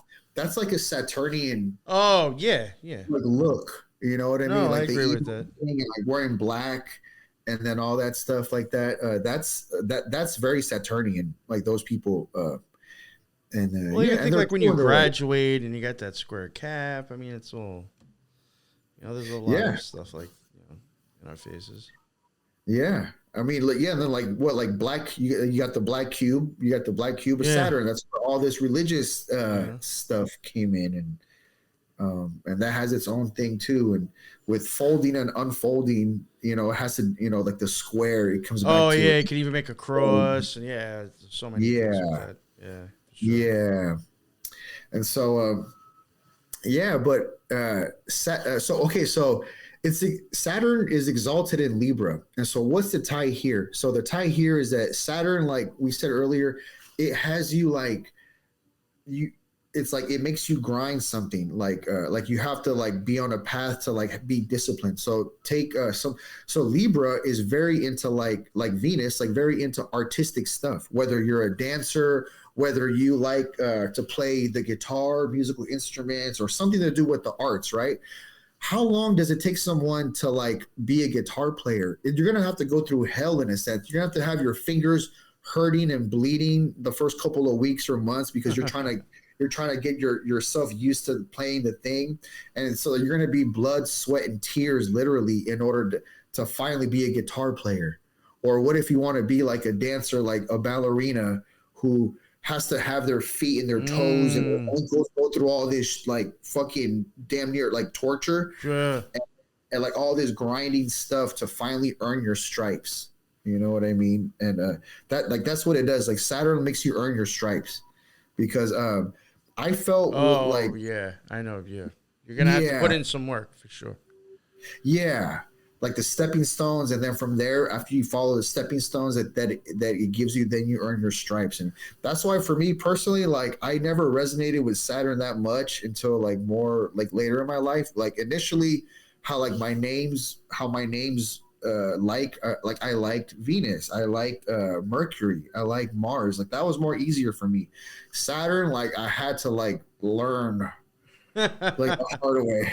Yeah, no, I know. To get to be able to even like Saturn, you know what I mean? Because now I love Saturn a lot, but I had to like learn, and I had to get my ass kicked, and feel like you're like either like a doofus or bozo, or you just feel like you can't cut it. But it takes that much. It's like a pressure cooker, like that whole thing of like diamonds in the rough, and then how you make a diamond. At a coal and shit. Saturn is the one that makes diamonds. It's that pressure cooker effect. Like, you tighten it up and bam, then it explodes. That's Saturn. It's different like that. It's very constricting, but through that pressure is where you'll get like the best shit. Like some people thrive off that. Now I kind of do because I've been having all fucking day to like, or all like hella time to like prep myself with you, right? So we can talk about Saturn. And what do I do? Several hours before we meet up today, then I start taking my notes on Saturn. Like, why do I do that? And I'm like, hey, you idiot! Like, why are you doing that to yourself? The reason I know why I do that too sometimes. Don't worry about it. Yeah, the reason why, because apparently we get a rush off the pressure cooker effect, because it makes the diamond like you're like, oh, this is my time. You're like, this is my time to thrive. And so some people like it, some people don't. There's a lot of times that me and Lux have both done that ourselves, and it ended up, in my opinion, has been some of our best shit. So, I get what you're saying for sure. That's funny. Yeah, some people are meant for it, some people are not. Just like when it comes to dancing, I'm not there yet. Like I'm getting there. Like I'm trying to be there. But the people that I see that are really good at that shit, they love that shit. They eat it up, man. Very, very Saturnian to like fucking wait until that you get like the big audience, the big thing, and then bam, now I'm gonna rise to the top. You know what I mean? Once all that pressure is on. Yeah, that's a very, very Saturnian thing. You know what I wanted to ask you? Did you have any tarot cards for this or no? Yeah. Oh yeah, I was interested in what you had for tarot, if you don't mind. Not trying to rush you if you have anything else, but I just wanted to. Was really hoping you had tarot too. I can't think right now. I'm just kind of going by the seat of my pants right now. So okay, yeah. So I wasn't rushing. So here, the first one I want to show you is this is called the World, right? Nice. So earlier we said like Saturn with all these steps. It's like the culmination. So this is like the last major arcana, meaning it's like the culmination of all the shit that. It let you know that you got it, that you achieved your success, that you can have your advancement because you culminated all this shit. So that's why it's also the last one, like the last chakra, it's a culmination. So this has a lot to do with that. So like wholeness, and look, even the little you can see the little glyph right there. There's Saturn right here. Uh-huh. That's a little sign. It's funny because that little in the end that reminds me of the Sith too. It's like great look. Another thing with now that it's in my head with Saturn is that it's all about character, believe it or not. And so I mentioned to you earlier a long time ago that you have character because I remember you were talking about like how you show your face, and I'm like, yeah, because you have character, so it's good to show it, right? For me, okay, haven't you heard the phrase, oh, that big nose, it gives me character, right? Have you heard about that? Like if you have a big schnoz. Oh, yeah, I heard it like, it gives you character. Or character. Yeah. Gray hair, it gives you character. Yeah. that's how I feel about me. So I was like, look, I have like a beak. I have a beak right here, so I feel like this gives you my character, right? You're fine. And if I do a profile, this is the border. So the nose is the border, and then Saturn is all about the no, the empowering no, or just any no. Just how Jupiter is like yes and like expanding, giving. The other one is the opposite, like no and constricting. Well, that makes boundaries, yes. So the nose knows, and it's the border, and that's where you get your character from. That's why I got a schnoz. So my schnoz gives me character, and then in my office, I don't know if people see it sometimes, but I have a little stuffed animal of Gonzo, right? A little plush. And Gonzo has a big old honker of a nose. So that's what I relate to him because he has his chicken and he has a big old honker of a nose that gives him his character. And he's kind of funny too, but for sure. But so that's where that comes from. And then how we were talking about how with Saturn things take a long time. You have to grind it out. It's like it makes you do it that way, like kick your ass, grind it out, right? And have you heard the phrase, put my nose to the grindstone? Oh, see, yeah. So you put your nose to the grindstone like a bird that works, and then so that's how all that stuff. It's like a very grinding nature. It's very minimalistic too. Like today, I was having Saturnian thoughts. I was telling you earlier that my first half of the day was very Saturnian, where I was like very dragon ass. Hermit-ish, like I had other plans, and then in the end I changed it. I was like, no, I just want to kind of restrict myself. And thoughts that I had when I was going to go play cards today was like, okay, well, if I do play, I'm going to play for the minimum amount because they have a minimum buy-in and a maximum buy-in. And so someone who is like a Jupiter guy will go for the max buy-in off the, as soon as he gets to the table. But a Saturnian person will want to put the minimum amount that he could when he sits at the table first and just do it minimally. And doesn't care how long it'll take, and it's very methodical and precise, but it's like more of a minimalist as opposed to Jupiter, where it's like, oh, hey, another round, another 2 rounds. You know what I mean? It's like very different vibes. It's a very good way to put it that way too. Yeah. So very, yeah. These bar scenarios, I like them. Yeah, they work well. They work. Yeah. And then like it just even goes with the word. It's very restrictive where he won't say that much, but he'll just kind of say his little part and then that's it. Like I remember when I was talking about Venus, I was talking about like my dad, because my dad has a lot of Venus, but I also said he's shady. So I don't know if people really thought that he might have been shady in this way, but I meant he's shady in a Saturn way. And what I mean by that is he holds back a lot. I don't know if he does it on purpose or not, but that's his nature, what I've learned through the years. I'm like, there's hella shit that later on, I'm like, you should have told us this, but he holds back so much that he's very restrictive. He's like very Saturn based like that with his tongue. And that's when you hold back a lot. Like you're holding it back. You're holding back the boundaries. You know what I mean? Yeah. So it could be good. It could be bad. It just depends. I mean, whatever your interpretation of that is, but it's, I mean, sometimes boundaries are good and sometimes boundaries are bad. So it just depends on the context, right? But yeah, it depends on who's wanting what, actually. Yeah, right. So, but so that's it's funny how you said like yes and no before. I could see that very much even coming down to computer programming. It's either a 1 or a 0 or a yes and a no. Yeah. Well, the 0 would be the no because like the void and all that, like for me, I think of like a 0 or like a donut or like a 0. Oh, yeah, like, right. It's like already put in form. You can't go anywhere else. That's it. A 0 actually means nothing, right? What's 0? Nothing. So like the void, no is no thing. See, look at no thing. You see, it's in there. No thing, no. So it's very tied to that. And then that's why it's also tied to the cosmos. It's like kind of one and the same like that. You know what I mean? And so check it out. So here's death. Oh, look at this guy. And so he's riding on his horse, and this guy looks like a little skeleton, and so it's like tied to like the Grim Reaper and all that. In like other cultures, there's a Santa Muerte, which is kind of like this little one, how like Mexican and other Latin cultures have that. And so it's like divine death, like the saint of death. You know what I mean? Because you got to have the transition. And look, and then one thing that I'm trying to do here that I've told people before is that I'm setting myself up. I'm doing the best that I can for when I die, because I want to be able to have myself established, like have my mind established, have my heart established, so I could feel according with the universe and with myself and sovereign, right? So with that, I am playing with the illusion of death, because I know that nobody gets out here alive. Not you, not me, not my mom, no one.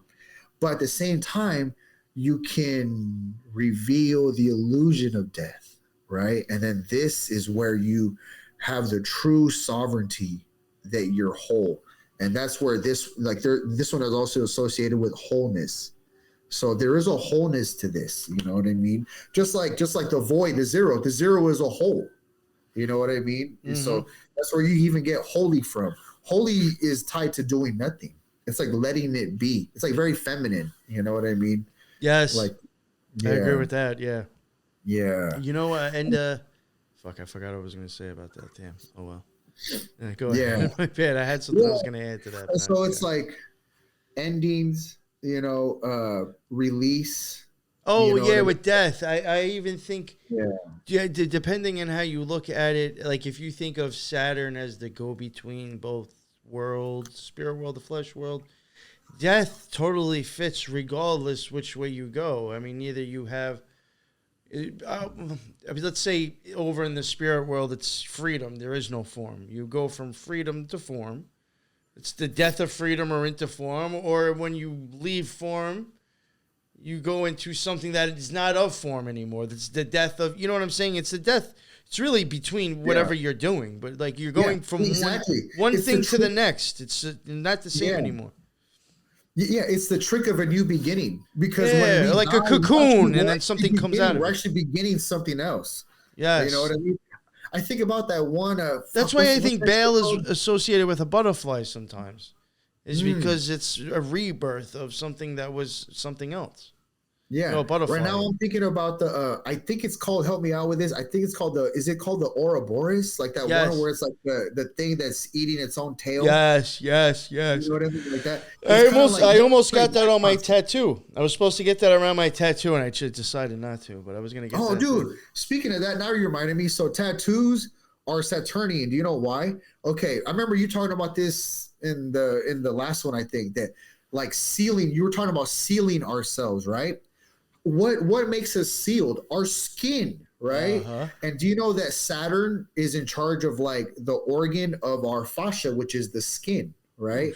And not only that, but our teeth and our bones. So it's all the structure-y shit. Like this is the limit of my bone, right? So it's the limit, and then also like the limit of like, it's like where your skin is.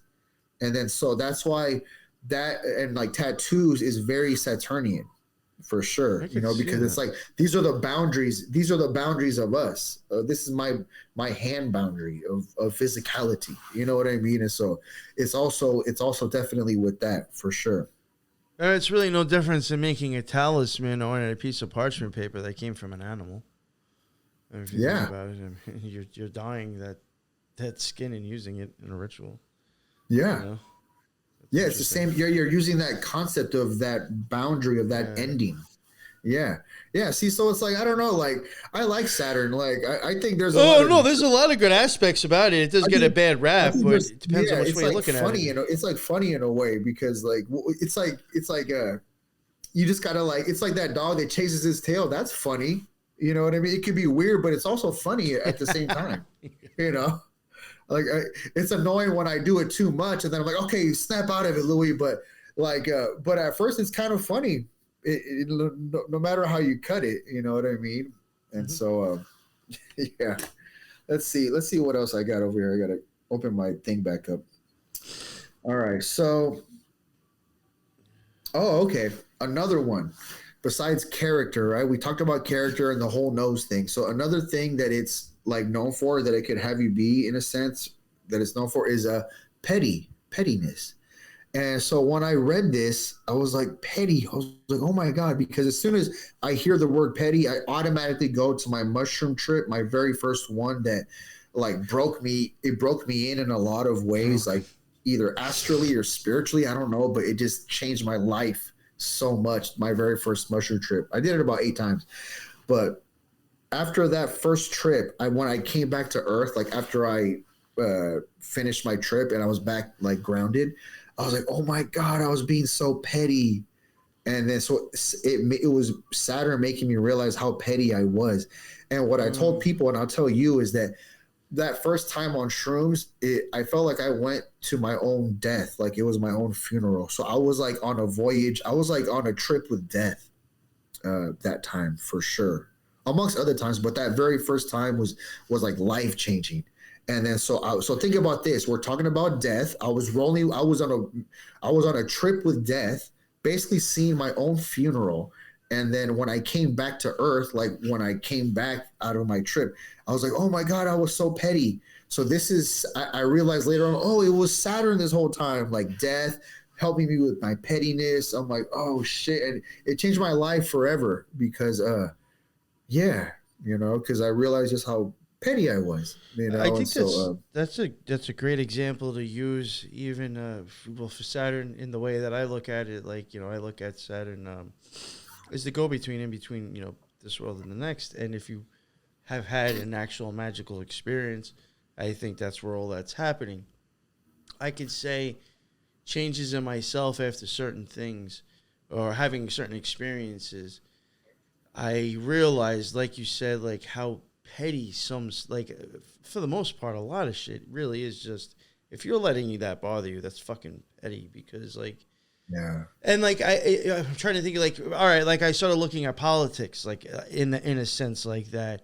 And then the thing is like you start looking at stuff like how much does it really matter if there's this whole other amazing life out there, if there's a totally different experience and heaven is out there, how much of this shit really should I let get under my skin? Does it really matter? And then like when I started realizing that, what fucked me up is it's like, the people who are making you think this petty shit matters are the ones that are into the same shit that you are that should know it's petty, but since they're pushing it, obviously it's some magic now. Yeah. Because they're making you think shit that they know for themselves that's petty and inconsequential. They've got millions of motherfuckers believing it is. Yeah. And that was like the whole mind fuck too, even once I had these experiences. Yeah. Realizing how much is like total bullshit. bullshit. Around on yourself. Yeah, you're like coming back around and tying things. Like you're like turning around and tying them like as you spin around. And then like you were saying, get under my skin. Think about that's a Saturn thing. Remember we said how the skin, the boundary, you were talking about, is this gonna get past my boundary? And then you know what I mean? And then and with those experiences that you have, those experiences are, you can call them magical, but at the same time, whatever it is, you were going beyond something. You're going beyond the normal. Yeah. Yes. And then once people start going beyond the normal and realizing what that is, then that's when they see where they're at in this 3D Earth thing. They're like, oh, like this is like, what the fuck? And you start seeing the joke of what this place is. Even including myself, I was like, what the fuck was wrong with me? Yeah. What the fuck? Yes. Including me. Like, I'm like, oh, I'm like one walking joke. You know what I mean? Like, what the fuck? You know what? I think part of that is actually associated with the Fool card. Oh, yeah. Because, like, to other people, we could seem like a fool because it's like, what? That shit don't... Whatever. Damn. Speaking of the Fool, I get like funny, like clown, kind of class clown or clown vibes, right? I think there's 2 different kinds of clowns. I think there's like it's like Toth on a higher arc. Well, see, I was gonna say there's a Mercury, which is like one type of clown, which is like more goofy. Or Loki on a higher arc, maybe. And then and then there's like the scary clowns, like those dark ass scary clowns. Those are Saturn. Those are definitely Saturnian for sure. Those scary dark clowns, you know what I mean? Or the ones like how you say tears of a clown, like the opposite of a laughing clown. Like that's very Saturnian. Yeah, it's like very dark. It's weird. Like I'm not sure if sorrow's a Saturnian dark day like today, because the last 24 hours I was getting Saturn in my mind to get ready to talk to you, right? Like that's kind of what I like to do. I like to feel and like embrace the archetype, right? And so all this morning I was like, oh my God, I feel so Saturn, like I feel so restrictive where like I told you that I was gonna go play cards this morning and I decided not to go. I was like, I just don't. I was like, I'm not gonna go. I don't like it's very weird how it can be very restrictive like that. But it's just for it's like the ultimate one for like self discipline.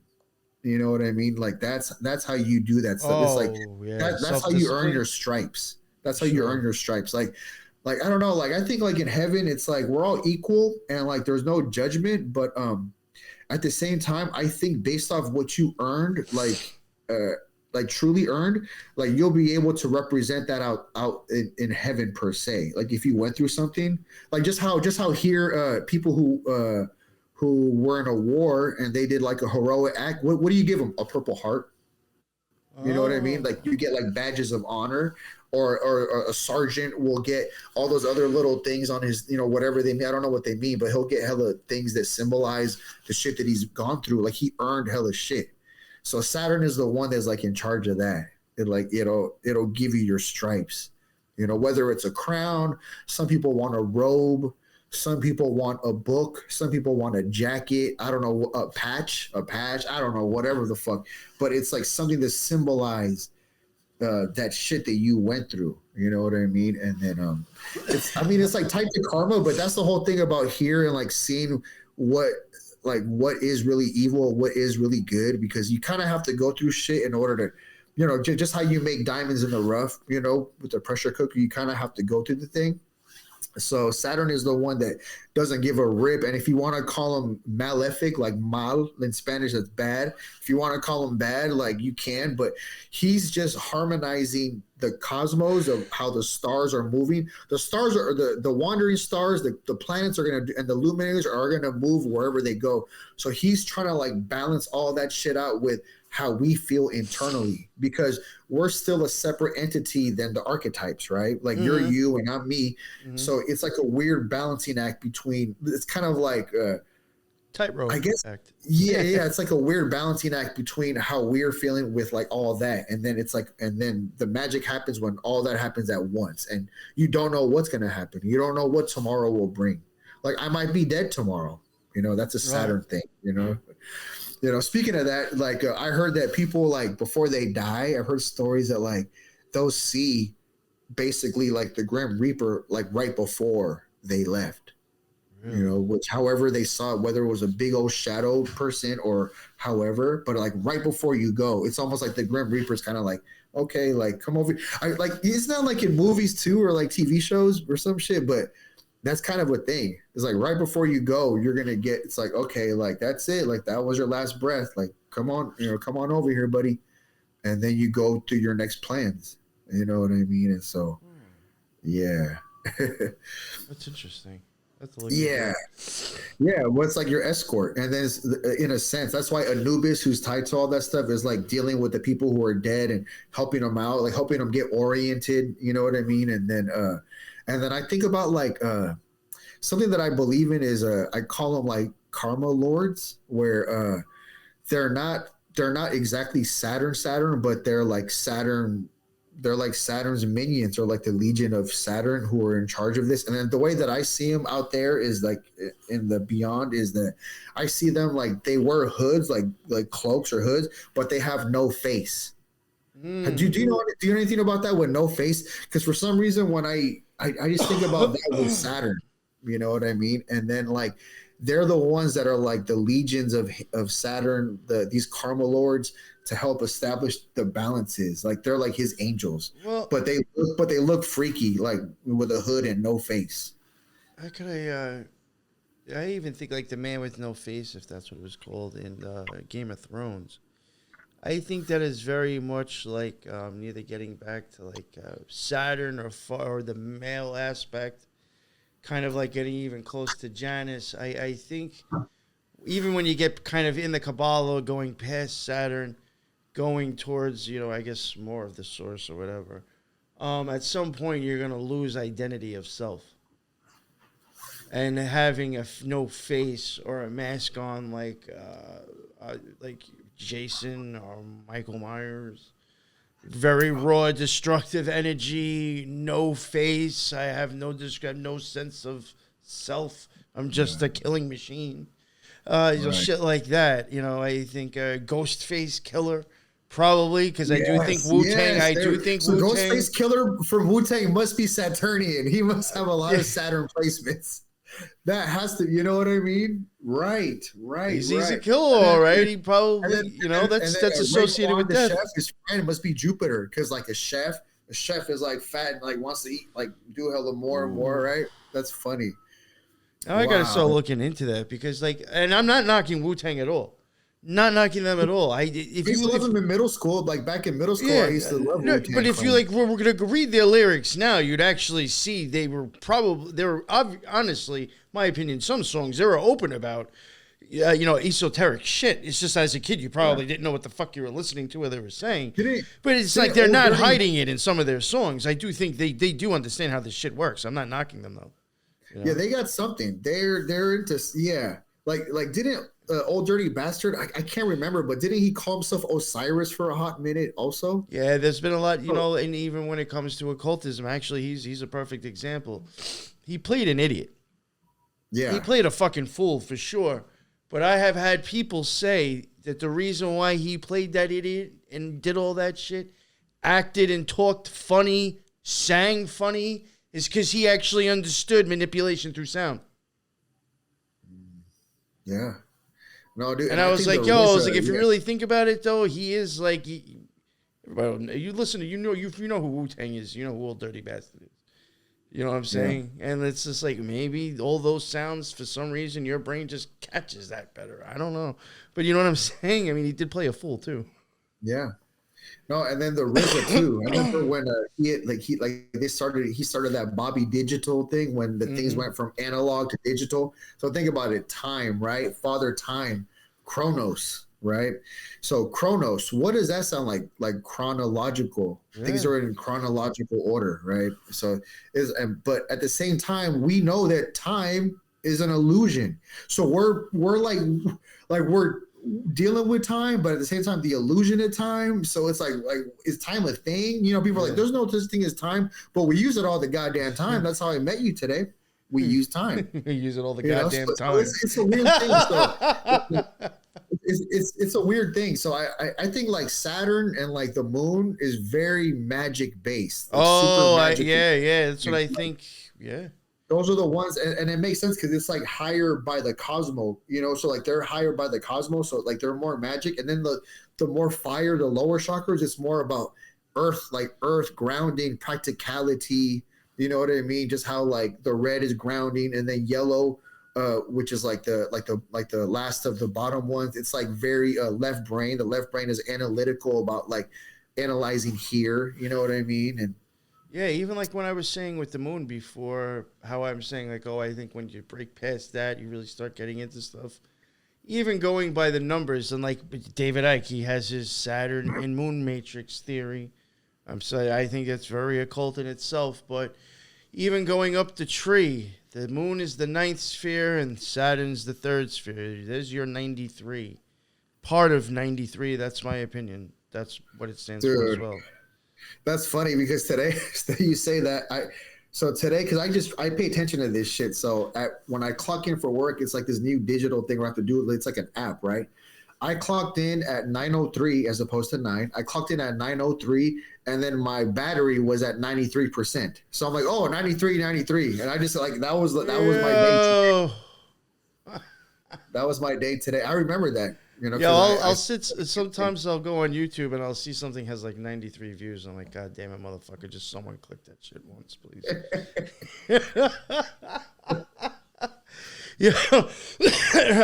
Do you mind if I move on to my shit?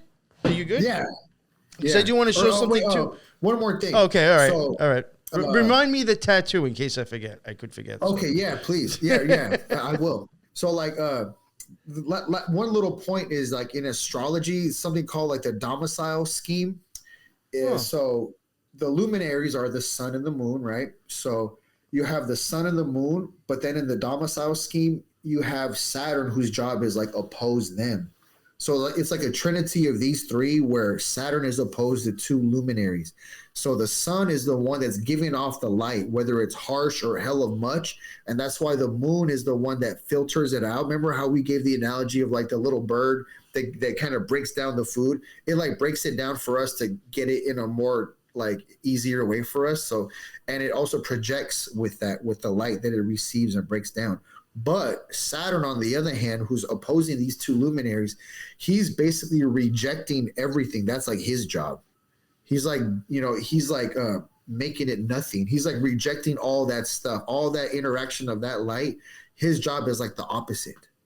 So that's why he gets like that bad rap of like, you know what I mean? Like that in a sense too. So it's like he's very, very different in that way. Where he makes like, and it has to do with like void stuff too, my check is null and void, right? Is no longer void. Yeah. But that's like how he works with like the cosmos and the void stuff. Is like he's like the ultimate rejector. That's why I said like goth kids are very Saturnian, because they're like hella rejected kids, right? So it's kind of like that. Yeah. I even think like you're even saying the void. I mean, some people, I think scientists, and I've heard people mention it. Like even the idea of like kind of like what black matter is. If it wasn't for the black matter, none of that shit would be staying in form anyway, if you want to look at it that way. But they're saying that there is something there. You know what I'm saying? Even so like even the void could be putting something in form. Yeah. Counter space. It's like the invisible space in between. And then, and then also, I guess I think about shadows a lot with Saturn. And then think about this, how counter space, what is Satan, like how it sounds like Saturn known for, is known as the adversary.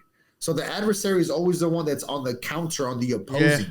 Just how Saturn is opposing the two luminaries, right? So that's why Saturn and Satan opposing and all that. And so, and then also for me, like I have a relationship with shadows just as much as I have a relationship with orbs and shit. So I use shadows as well to help me. It's like a guide, like you have to like take what you get and you use it as a guide. And so I think that where shadows came learn from it too also. Yeah. And so I think shadows came from Saturn, like the archetype of Saturn, like that. It's like how there's order on one side, you know what I mean? It's the order of chaos. But there's an order to it, even though it might look fucked up. But there's actually an order to it. You know what? It's just mindfuck right here. You're talking about the order and the chaos. Saturn can create maybe will create the order. Maybe we create the chaos, and sometimes Saturn gives you a kick in the ass to remind you of the order. And then if you go to change yourself, that would be chaos again, in a sense. You know what I'm saying? Yeah. So I mean, that shit could be like a loop. Yeah, no, but that's how it is. Yeah, that's how it is, because that's why Saturn has that thing about it that it doesn't give a rip. Like, it's not going to get his feelings hurt whether it did this or that, because either way, it's like, no, either way, that's just whatever's sown is whatever's reaped. Like that's just all it is. Yeah, didn't think shit. It just came up next to you, smacked you upside the head, and said, "Get in line, moron. You're fucking up." Didn't think anything about it. You're not my kid. It's not that Saturn is biased. Like Saturn actually isn't biased. You know what I mean? It's not that Saturn likes me or you more. It's just exactly. You get what you get. Like that's what y'all get. You know what I mean? So, you're very right. That's what I was saying before. It's almost unemotional. It's no preferences. It's not like, oh, well, I like this person, I feel bad. No, it's just very statistical and logical, and nothing besides that behind that. And that's where you get the cutthroat. Yes, like just exactly. Very cutthroat. Exactly. Yeah, I think that was damn near pretty much my shadows. The shadows is probably my last part that it came from shadows like that. We mentioned before the whole 93 thing before, and I mean, I don't have a picture of it, but I was going to try to show my arm. Shit. You probably won't be able to see it that well because I can't move all this shit around. The unicursal hexagram. That is the, sign. Well, Crowley got it from someone else. He didn't come up with it himself. But it's used for like the unicursal hexagram. It's used in some of his rituals. Instead of drawing a hexagram, you will draw that, or it's just a symbol of thelema as well. Whatever the universal hexagram. And I'm going to show you now what the sigil of Saturn actually looks like. pretty soon. Just real quick, Saturn, the numbers are 3, 9. You get a 93 right there. What? It's 29, 3, 3, 3. Black, brown, Capricorn, co-rules Aquarius, lead, it's associated with lead, day of the week, Saturday, element earth, direction north, concept, I think you even mentioned some of these before, but I'll be quick, agriculture, austerity, duty, equilibrium, formation, history, legal matters, limitations, patience, practicality, prudence, restriction, self-discipline, teaching time, wisdom. Hold on. Yeah, teaching time and wisdom. Tools, hourglass, Sith, scales, shadows, Shit, man. sickle, veil, deities, Janus, Kronos, Ninib, Saturn, archangel, Zafkiel would be Zafkiel. Yes. Now here, maybe I could try to remove that. Can you see that well? Yeah. All right, actually. Yeah, real quick, if I can interrupt, it's like I saw lead, right? When you say lead, I think of that one movie. What is it? Home Alone with Macaulay Culkin, and then he had that one part in the movie where he was watching a movie, and then that old guy was like, "I'm gonna pump your guts full of lead." Yes. What does that mean? Keep the change, you filthy animal. Yeah, exactly. I love that. And so he's talking about killing you with lead. See how there's always death with this shit, right? And then think about whenever people say, because I've heard like back in the day when in my late teens when my friend was driving and he had a lead foot when he drove a car, and his mom was like, "Quit driving so fast. Like, you always put your foot," like he's like, he has a lead foot. He drives too fast. So think about it. His foot is lead and is going to the ground, to earth, and it's earth, how you just said a second ago. See, so there's the thing to earth. And then pump your guts full of lead. You know what I mean? Like it's like with death and the earth. Yeah, you know? It's like you can't get around it. And and to like even kind of add to that a little bit, how you said pump you full of lead. I do think I do think that in a sense werewolves, wolf can be used flow whatever, but I do think in a sense with them, it could maybe be showing a beast aspect. Or the energy type of, and what will kill that is silver bullet. Silver's associated with the moon. Yeah. You know, so like they even go again how like those two I do think are again associated with each other magically in a sense. You know, you got lead bullets for humans, or you got silver ones for werewolves. You know? Yeah. And they're the cosmic. It's like cosmic, and then they have to do with like illusion and foresight and all these other. Abstract. It's like the abstract, you know, like the right side of the right side of the brain, the intuitive, right, as opposed to the very analytical stuff that the fire chakras will give. It's like very different. You know what I mean? I'll try to show it now. I probably can't see it too well. I have to move my computer. Shit. There we go. So again, I'm trying to just show you that is the symbol of Thelema, and then if you look at this. This is the symbol of Saturn. I think there's a lot of commonalities right there. Yes. That is the sigil for Saturn. That is the square, the magic square for Saturn. It is only 3 pieces. It's only 3 cubes because it's the third sphere on the tree. So it's a 3x3 square. So then, in a sense, you have 9 and 3 again. So, yeah. Wow. And that's crazy that I had like such a Saturnian morning or a first half of my day, and I clocked in at 9:03 with 93%. I remember that. Wow, it was no joke. Even there, you have. Yeah, it looks just like, very similar. It looks very similar to your tat. Yeah, and then that's like the sigil for. That's a sigil for somebody else too. Another thing, same fucking thing. Saturn is in there. Wow. Yeah. So. Yeah, I just wanted to add that. Yeah, that's all I got. Yeah, it's like, dude, fucking Saturn gets a bad rap, but it's like, dude, somebody has to do the checks and balances. If not, the whole place is gonna be run amok. Like if not, the bar is gonna get thrashed. You know what I mean? Like you don't want to thrash the bar where freaking you're gonna have to call the cops, or you're gonna have to make the workers work, like clean up your shit. Like that's rude. Yeah. You know what I mean? And then and then on top of that, it's like besides checks and balances, you know, when you check somebody in life, like if somebody did something to one of your friends or one of your family members, you're going to go and talk to that person and check them. You're going to say, hey, dude, if you ever do this shit to them again, that's going to be your ass. I'm going to pump your guts full of lead or whatever you say, right? And that's you checking them. Saturn is the one that checks them. Checkmate. You know what I mean? Like you're done. You know what I mean? Like you put them to a stop. You ended their shit. That's very Saturnian, you know, to check someone. And so people don't like to get checked because it's like a lot of people, you know, with their egos, you're like, how dare you talk? But, you know, but if you're in the wrong, you got to clear it out and go about your shit, man. You know, you got to swallow your shit sometimes. Right. And so it's a Saturnian thing to also to check people like that, because we get checked all the time. Like I get checked all the time of like, figuring out where my mistakes were, like, oh no, I should have done this better. And then that's how I improve. You know what I mean? Because I'm trying to fucking learn here. And then so working with Saturn is a part of the shit like that. You got to come to amends with where you've been fucking up. And then so just how I said before, like a lot of your strength comes from utilizing your weakness. You have to come to grips with that. You know what I mean? And then so that's where you come full circle. That's like the Ouroboros right there, like where that snake or the dragon eats its own tail. Like you're whole, like that's when you're whole, when you embrace the whole thing.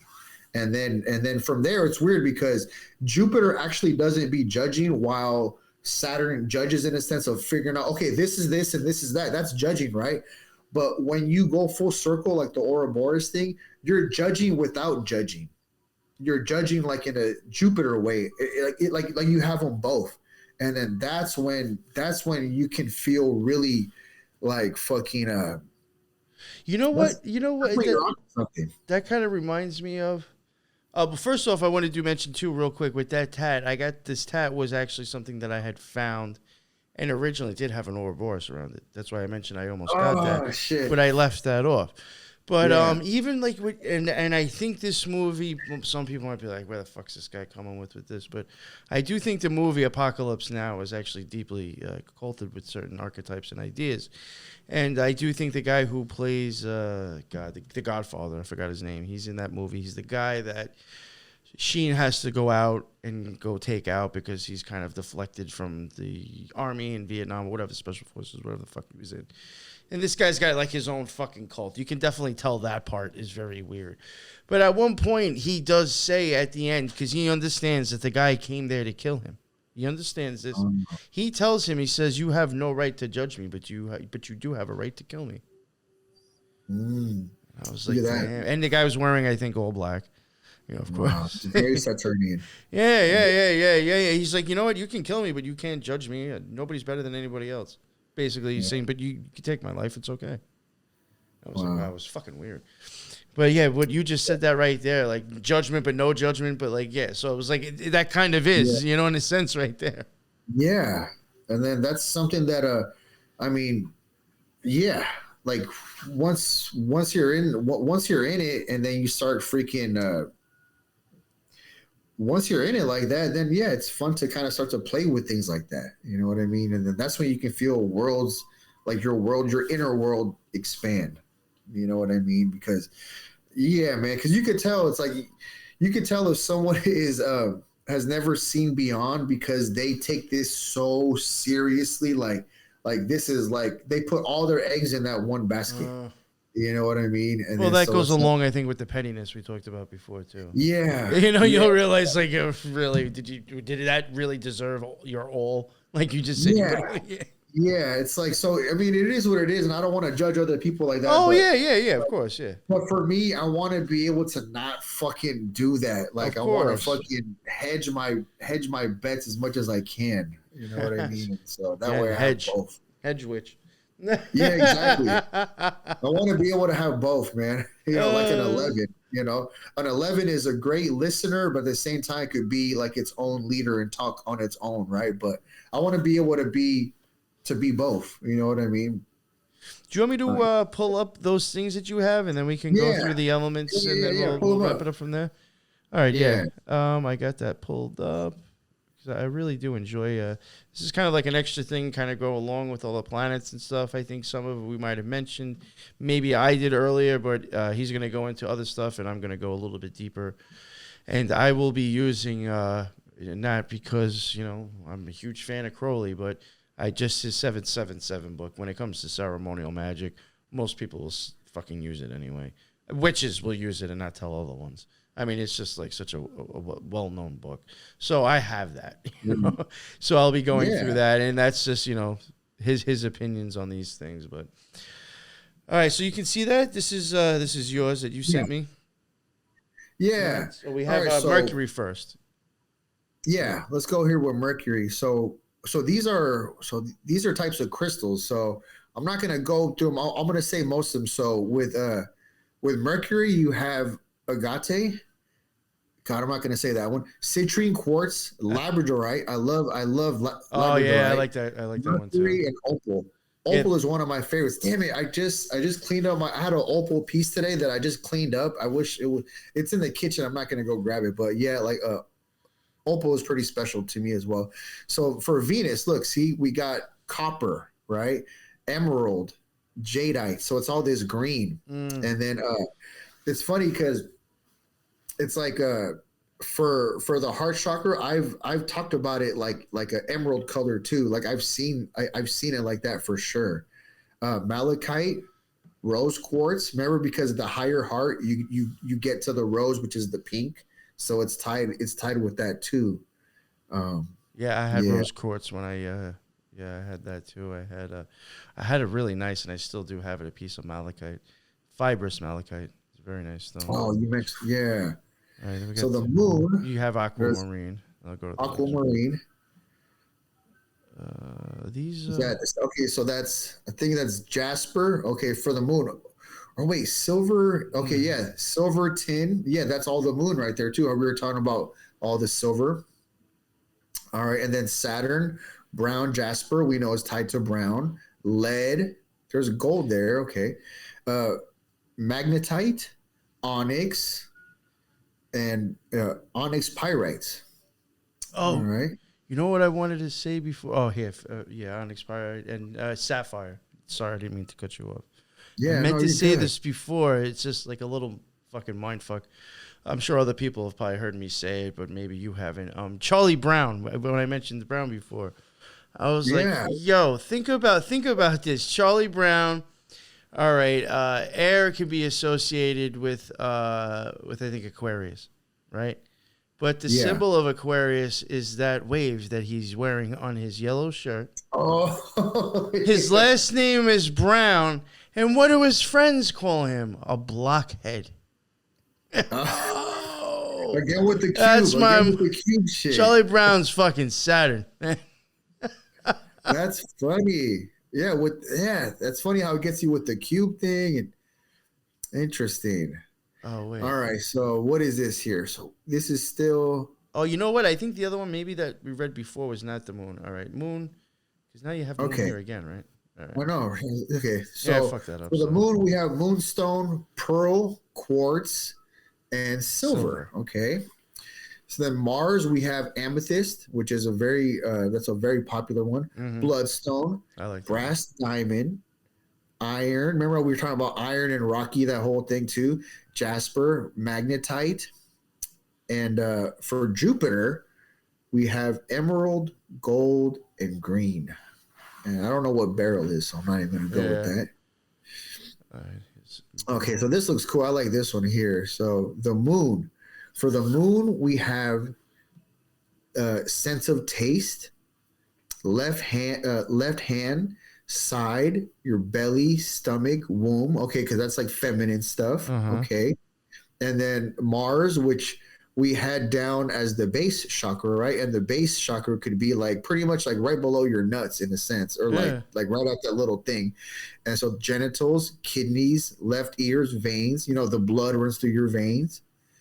Jupiter, sense of touch, arteries, lungs, semen. Remember how Jupiter's that, with his hammer and all that stuff. So that makes sense with the semen. You're expanding the human race with that semen too. Right. Exactly. Yeah. I didn't know what it was. That's Yeah, that's so funny how Mars and Mars and Saturn are both of them together control your ears. That's interesting. yeah. Mars and Saturn, huh? Oh, well, it's the ends. It's the like. Remember how we were like doing the with the tarot card? We had the tower. So Yeah. it's like they're polarizing in a sense. It's like the bottom and the top. So that's like the ends of our ears, I guess. So And they both fall on the black sphere, the left sphere too. So I find that interesting that they even both fall on the same, not sphere, pillar. They fall on the black Yeah. pillar together. The left Yeah. pillar too. yeah. So for Saturn, we have I didn't know bladder, but we talked about bones. Okay, phlegm. That's interesting because look, I heard that phlegm is like the leading cause of like hell of like sickness things, right? So look, how you get sick, you die. That's tied to phlegm. And then right ear, spleen. Okay, like I guess like your spine stuff. All right. It's also with teeth and skin, how we said earlier too. It's definitely also teeth and skin. Shit, this one out of order. My bad. There's now here we're back to. Oh, unless that was it. Was that it? Was that all? Yeah. Oh, okay. All right. Maybe I was fucking. Yeah. All right. So now And then here are these. this is hella shit. I'm not gonna go through. I'm just gonna Herbs. say that Jupiter, they have sage. You know, that's a pretty popular one. And then Cedar. I think maple, cedar's important. Lavender. Yes, cedar. That's a good one. That's very Jupiter. Like So even for think Saturn, of what cypress? if you want to think of like male expansive energy, I think like cedar or maple, like trees themselves, can be very phallic in a sense. You know. So I think that's Shamrock. Okay, yeah. And then for Saturn, what is it? What is that? Hemlock. Okay, hemlock. That's a pretty good one for that one. myrrh. All the other ones I'm not that familiar with, except cypress and hemlock. Yo, did you notice my post recently about Kanye West with that with the yew tree? No, I didn't see that one. And I don't even know what a yew tree is. But it's on here. For Saturn, after myrrh, you got yew. Yeah. It almost kind of looks like the green tree with like red little things that grow off of that. It kind of looks like that, but there was a time where like his logo was like Kanye West, but the Y, it was K, Y, and W were like I think like bigger or whatever, and like it kind of looked like the Y, E, and then a big W. And then somebody had mentioned to me, they're like, YEW is actually like a tree that's like known for, magical stuff. And I looked into it and I was like, what the fuck? Oh. It has to do with Saturn. And then he recently did have, you can buy it. It's not on his site anymore, but it was on his site. You can even buy fucking t-shirts of him dressed in Santa Claus. I was like, shit. What the fuck? Dude, and the thing about this, how he calls himself like Yee or Yeezy, Yeah. like Yee, you. It's like, with the same base right there, Yee. Yeah. Yeah. Uh-huh. See, right, now so what now do we we're got back here? to the sun, but these are stones again. Sorry. Okay. Yeah, no. So the sun, cat's eye, okay, garnet, gold, heliotrope, I had okay, like the heliotrope. sun, okay. Rainbow quartz, ruby, topaz, and then mercury is agate, emerald, mercury, quicksilver, red marble, tin, topaz. I like those. And Venus, you have beryl and brass there. Yeah. I remember before I did say mod. I think went with brass too. Yeah, and brass is like copper. How we've been talking about copper and Venus, all that stuff. Yeah, Even- very much even- the same color too. Yeah, even the angel. Remember when you were talking about the angel with that had a copper lamp? You know what I mean? I think it was Uriel. I think with a copper lamp. And yeah. So the sun was his Angelica, Ash, Balsam, Bay, Chamomile. Oh, that's a good one. Heliotrope, Marigold, Juniper, Oak. I have an affinity for oak. Orange orris, palm, peony. Peony is like a type of flower because I used to go to a place called this Asian place, and pine, saffron. I like. I love. The pine is really good. Sunflower. Okay, that makes sense. Walnut. Okay. Mercury is caraway, dill, eucalyptus, and lavender. Yeah, I used lavender a lot for Mercury. Yeah. I love eucalyptus. That's like so good because I have my asthma, so for my lungs, it really opens me up. That eucalyptus is so good. Yeah, I even used to use. I used to use a bunch of these. Wow. Okay. Yeah, lemon, lime, licorice. Not a fan of licorice really, and sandalwood. That's cool. I used And to I don't use know. mastic. That's just. I mean that. I mean, I guess for incense. First off, you're going to get that. It comes in like frankincense and myrrh. It comes. Fuck. What is that? It's not like. It comes in like a sap type of thing. It's like a resin. A resin. Oh, It comes in a resin, so you actually have to drop it on like hot charcoals. I used to use mastic a lot, shit. and it That's comes from cool. a mastic tree that I think really only naturally grows in Greece. So like I don't even think when I was buying this shit on Amazon, I think it was coming from literally Greece too, because it was coming from straight from a mastic tree. And That's cool. and That it's a live Storax resin. I've had That's pretty dope because that means it's super concentrated. yeah, the Storax I had too was like in a goo form as well, and I even had like pine sap that I used that was technically kind of like a resin as well. Yeah. I'm all for the live resin. Yeah. So Venus, Adam and Eve root. That's interesting. I think about the lovers a little bit. Yeah. Clover, daffodil, elder, geranium. That's pretty good geranium. Lilac, myrtle, peppermint. That's very good. Rose, Saunders wood, sycamore, Venus flytrap, and violet. Venus flytraps are cool. I had bought one a couple months ago. Lasted a while. Yeah, I had those when I was a kid. And then this is the moon now that we're up to. Oh, okay. So the moon. So you have alder, aniseed, let's see, hazel, honeysuckle, jasmine, Use jasmine a jojoba, moonwort, thyme. That's a good one. Turmeric. Oh, that's interesting. Willow, witch hazel, lang lang. I remember when I had some skin irritation. This lady recommended witch hazel. It worked okay. It wasn't too bad. Mars, so basil, bay, black pepper, buttercup, okay, chili, dragon's blood, ginger, hickory, mustard. I like that for Mars. That's pretty fitting. Yeah. I think And also then- even from Mars, maybe it's in here and I just messed up. Believe it or not, even Yeah. though it's totally white, garlic goes with Mars as well, which I find interesting. Oh, Yeah. I like garlic. Yeah, I had some really good garlic fries. I went to this place nice. a couple of days ago. I tried out this new.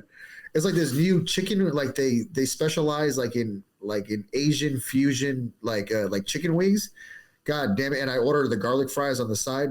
Damn, dude, these are probably the best chicken wings I might have ever had, dude. Nice. Yeah. I love chicken wings. Look, yeah.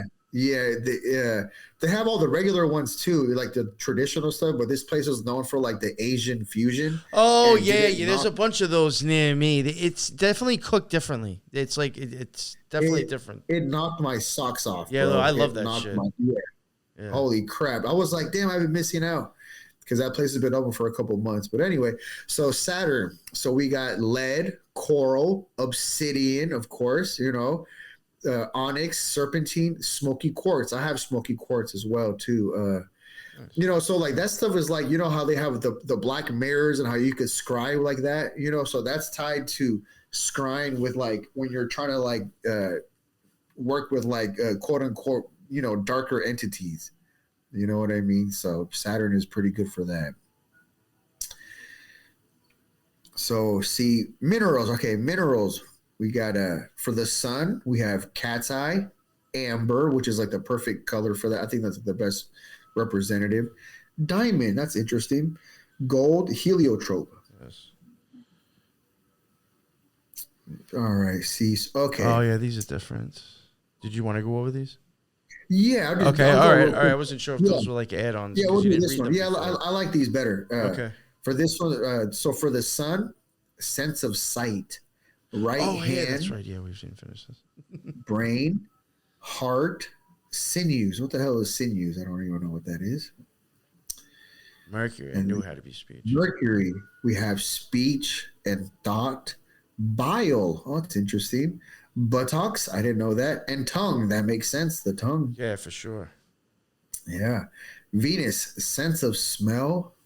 Liver, flesh. That's what. Is that why they have perfume? Yeah, right. And then with emotion, because the pheromones make you feel something. You know what I Yep. mean? That's why I was getting at that.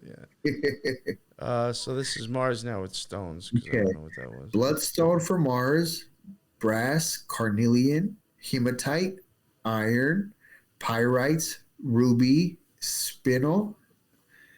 And then, okay, I think we did this one. Jupiter's amethyst, sapphire. Yeah. Yeah, I think we did Got a those. big piece of that. All right. Yeah, that was it then. Sorry. Cool. Nice. Oh, so then, like, real quick, I do want to just add. I'll go through them fast. I did have some stuff with Crowley's book, like I said, 777. Yeah, take your time. Yeah, the stones that he has in there for Saturn would be the star sapphire, pearl, plants, real and imaginary, cypress, opium, or poppy, animals, real and imaginary, woman. Yes, and that would go. That would all go with Saturn as well, and then you would have for the magical powers for Saturn would be the vision of sorrow, mineral drugs, silver, and then vegetable drugs. You would have belladonna, perfumes, myrrh or civet. And magical weapons would be the yoni or the outer robe of concealment. For Jupiter, you will have the plants for that would be olive or shamrock, like you mentioned before. Animals, real or imaginary, a unicorn. Yeah, and that would be Jupiter. And then the magical weapons, the magical powers would be the vision of love for Jupiter. And then you would also have vegetable drugs, opium, perfumes, cedar, and magical weapon, the wand, the scepter, or the crook. You know, and I think a lot of these and reasons why I'm reading this off is that besides just of like these things being used in an altar or dressing up and playing around with these things, you may see this in art and movies as well to represent this stuff. You know, that's another reason why. All right. So for Mars, you have ruby, plants, oak, and nettle, animals, the basilisk.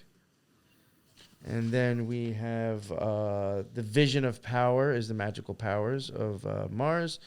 Mineral and drugs, iron and sulfur. And then we have vegetables would be vegetable drugs, nettle, and some other word I can't read. Perfume, tobacco. Could be incense as well. And the magical weapons would be the sword, the spear, the scourge, or chains. Again, like I said before, around Mars, you always get some sort of like war type weapon. But I mean, obviously, but that's even associating those things with Gabora as well. These are associated along the tree of life too. Then for the sun, the precious stones, topaz, yellow diamond. You have acacia, bay, laurel, and vine. Animals, the phoenix, the lion, and like I've said plenty of times, the child. A child will be used as a form to show the sun, or Tiferet. Right. Right, because that's your sun, right? Your sun is your sun. The magical powers, division of the harmony of things. There is no mineral or drugs for that. And then vegetable drugs would be alcohols under there, and coffee. Interesting. The perfume, alabanum or something like that. Don't even know what the fuck that is. And the magical weapons would be the lamen or rosy cross. Now on to Venus. That would be emerald. The plant would be rose. The animal could be the lynx. And then the magical powers could be the vision of beauty, triumphant. Mineral drugs, arsenic. Vegetable drugs would be, I don't even know how to say it. Sorry, skip that. Benzoin and for the perfumes, benzoin, rose, and red sandalwood. And magical weapons could be the lamp and girdle. Remember before you mentioned copper. Yeah. And this goes again. It's gonna sound crazy. Maybe this has something to do with electricity. Fire would be the spark, and copper would be the conduit for the energy. That's not far-fetched at all. All It's right. not. When it comes to like tarot and occultism and symbolism, you know what I'm saying? Yeah. All right. So then 8, mercury, precious stones, opal, fire opal, plants, molly, animals, the hermaphrodite. I've said that before. It could be a symbol, or the jackal, which I wonder if that even ties Anubis to that in a sense. Who knows? And then for the magical powers, for Mercury, the vision of splendor. And then you have the vegetable drugs. Don't have that. Storax would be the perfume. I think we mentioned Storax before. And the magical weapons would be the names, the versicles, and the apron. I think the name, and then like if you think of the versicles, I'm probably saying it wrong. That's like kind of like when you have that thing that you roll out and you write on. I do think, people could be like, how is that a magical weapon? Like I even mentioned in my What is Magic short episode that I did a couple of weeks ago. Just knowing something exists can be magic, because like I said, right now, if this is the first time you have ever heard our show or heard my show and seen me and Louie together doing a show together, now your brain is like a filing cabinet. We just pulled it out. I wrote on a file, NY Patriot, another file, Louie, threw a little picture in there of what we look like, stuffed it in that filing cabinet and closed it. And now we exist in your mind when we never did. And then you will construct your own idea of who we are when it's not true. Yeah. So this is where the whole magic...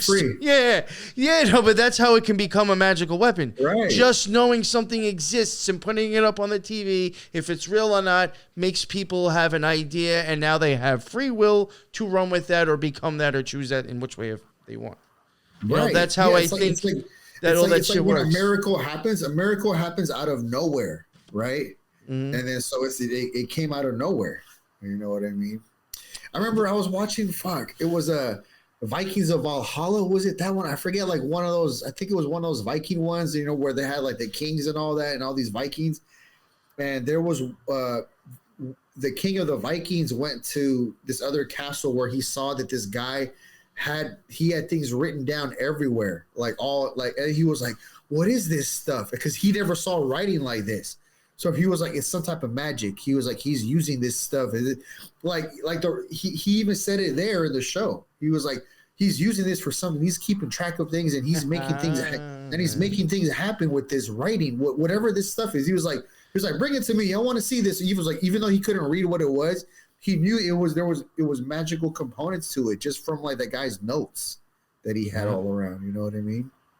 Yeah. It's like that once you kind of slow down, like maybe you got to get really high one day, or get do a nice meditation or something like that to really get outside of yourself. It just takes to get outside of yourself, and then you can start to realize the miraculousness, like the magical things that are like in the world. Like it's free, man. Like you don't have to even pay for it. Yeah, I like you said that. Get outside. And then to round it off, we'll end with the moon. I have quartz. I think you mentioned that before. Mandrake.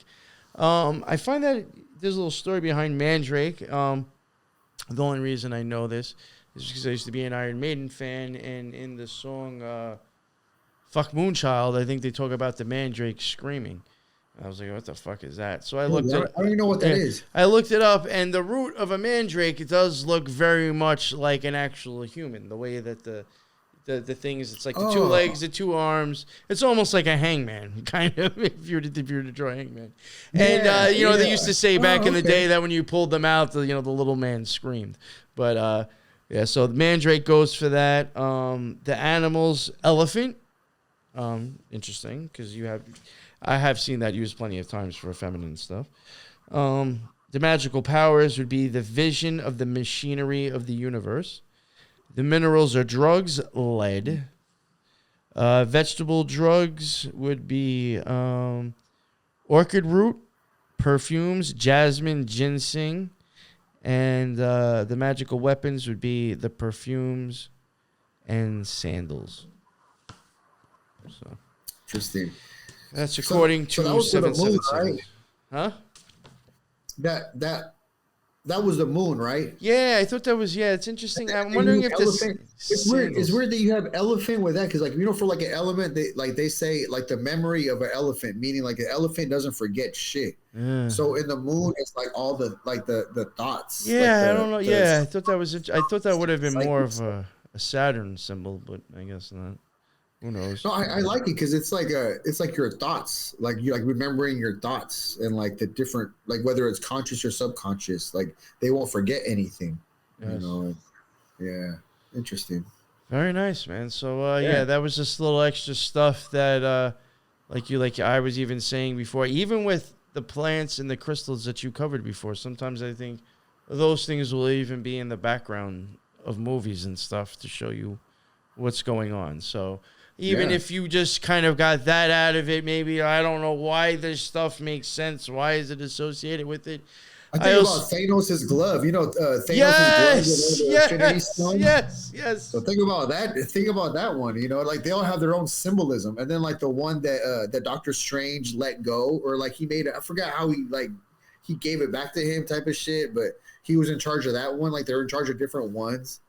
You know, that's kind of what it's like. Is like each one of these archetypes is in charge of one of the Infinity Stones. You know, it's kind of like that a little bit. Even look at Vision.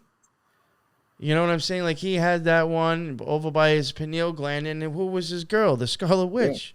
Yeah. You know what I'm saying? Like, come on, there's something going on here with Marvel. Right. Right. Yeah, because him and then the Scarlet Witch is right next to him. See, so like they have to be right next to each other, right? Yeah, you got to check out WandaVision if you have never seen that. I don't know if you can maybe get it somehow. It's on Disney. I don't know if you have the app. I got it. Oh man, that is the I haven't seen it, but Occult is shit. Yeah. Occult is shit, dude. The first few episodes you would be like, wow, that was like a Gnostic version of the Garden of Eden.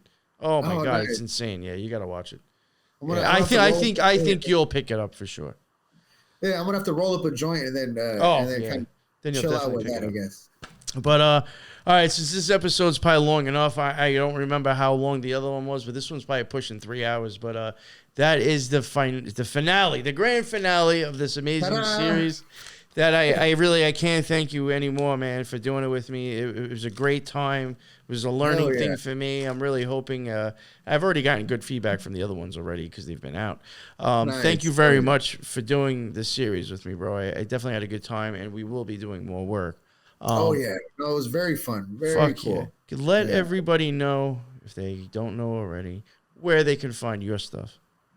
All right. Well, my podcast, Uncanny Mystic Minds. Uncanny Mystic Mind podcast you can find on Spotify and pretty much any other thing if you just Google it. And Spotify has a video versions for the most part. I got some stuff that I started doing on YouTube. It was initially by default because I couldn't upload my shit to Spotify, and I somehow thought that for YouTube. So I'm starting to mess with YouTube now too. Nice. And yeah, man, it's fun getting into this podcast stuff, and I'm learning and having fun at the same time.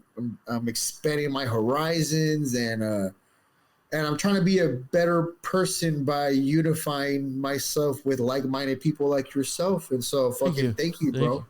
Thank you for the, for your time and for all that stuff. You've been very gracious, been very flexible with me, especially when I had like freaking my dog knocking on my door sometimes, and then the whole thing. So to me, I was like, yo, that's gangster. Man. This dude's doing this shit at work. I ain't gonna complain. You're trying to do me a favor by even coming on while you're at work. So I ain't gonna complain, And look, everything like you said before when I was explaining something else to you, everything maybe happens when it's supposed to happen. So you know what I'm saying. And then it's nice when things tie in together, because I don't know, for me, I just get special like sentiments with that when like my life starts tying in, I really like that because I'm all for that kind of stuff. So right on, you know Definitely. what I mean? And Definitely. yeah, we'll keep on going. Let's keep on trucking and see where the damn Yes, yes. let's see where it goes. I don't want to. I don't think I'll be jinxing myself, but I can't say when. But I can tell the listeners at some point, me, him, and Teresa will be covering the chakras. So that should be another banger of a series that I'm definitely looking forward to. Again, I can't predict when, but it definitely will be happening. So Yeah. I'm very much looking forward to that because of I'm going to be looking at it one way, you're going to be looking at it one way, and then she will be looking at it because she actually did yoga, and the chakras are involved. So it's like we're getting a whole... That's wild that you said that, because in my head I was in a... Dude, it's weird. In my head I was saying energy and yoga, it rocks with all this. You know what I mean? Yeah. Like, because yoga is, you know, like the moves and all these things, but it's also another definition you could give it is like, merging with the divine or divine union. And so it's just like a union to get to your whole self. You know what I mean? Because I'm into like learning about different magical concepts, and I'm in this path, but at the same time, I keep coming back to yoga in a sense. Like that's what I told people on an episode I had. Yoga was huge within the OTO. I can't help it. Like yoga's huge. Yeah, like I just like, you know how some things just keep coming back around and I cannot help it. I can't help yoga. Like it's like fuck. Like no matter what I try to do, like yoga and me, we keep coming back at it. So, you know, and then yoga is big in magic. We're all made of energy, and then freaking and then so yeah, man. And then I mean, even like this is, and then we'll end it here. But like even this is kind of a little bit of how I think some of the purposes of yoga is one of them. You know, like what if, like, again, going back to electricity, we run on electricity. What if we got a bunch of just like crinkled connections that we need to straighten out, bend, do all this shit, make sure everything's the way it's supposed to be. So now everything can flow where it's supposed to go. Your whole self, everything's connected. I do think that's a part of it as well. No, that's 100. Real quick, I'll tell you a quick little story. Yeah. Back when I had gotten adjustments before, like in my, I got hit in the head with the freaking at a work in a work accident, like this big metal fucking thing hit me in the back of the head. So I had gotten chiropractic there, but years after this, when I got a different type of chiropractic adjustment, that day I went to take a shower in the evening and I touched the back of my head because I felt different. And then right as I did that, I could literally see like the colors. Like it was almost like I had a bunch of wires back here and my wires were getting put back together. Like almost like my wires were like all fucking in disarray. And then all of a sudden I could touch the back of my head and I literally saw the different colored wires. They were straightening out. And I was like, oh my God, this is so crazy. I was like, am I really seeing this? But I could see it, bro. It was fucking wild, dude. That's so like there's something to that because we're made of energy, and like halos are nothing but energetic things that are it's energy, is light energy. It's not an actual halo. So like we all have this stuff in us, like whether it's chakras, our aura, you know, like all that stuff, like the chi that's in and around us that we, you know, breathing air, like it's all. Yeah, it's a trip, man. It's a trip. Definitely, I like the Halo thing. I'm 100 with you on that one too. Yeah. So yeah, thank you, Louis. Like again, I said it before, and I can't stop saying it. Thank you so much for coming on and doing this. This series probably was like fucking 7 hours. You know that. I appreciate your work, and I'm not complaining either. I have no problem. If the content is good, I don't give a flying fuck. I remember, well, because we didn't plan it. Because I remember, like the first episode, we were like, okay, well, we're gonna do this, right? Yeah, and just see how it goes. Oh, we're gonna have to cut this shit down. Yeah, I had no problem though. I think it worked out the best way it should. It's better than the opposite. It's better than the opposite. Oh yeah, for sure. Then listen, I mean, I even added extra fucking shit to the graphics. I would not have done that to a show I was not happy of. So that even says another thing, you know. So yeah, that is the end of the Planetary Magic series. Please, everybody, go check out his stuff if you enjoyed this. His links are in the bottom. Check out the new tour, more Rejects and Friends, the new YouTube. That link is in the bottom. Go check that out. Go smash that subscribe button, please.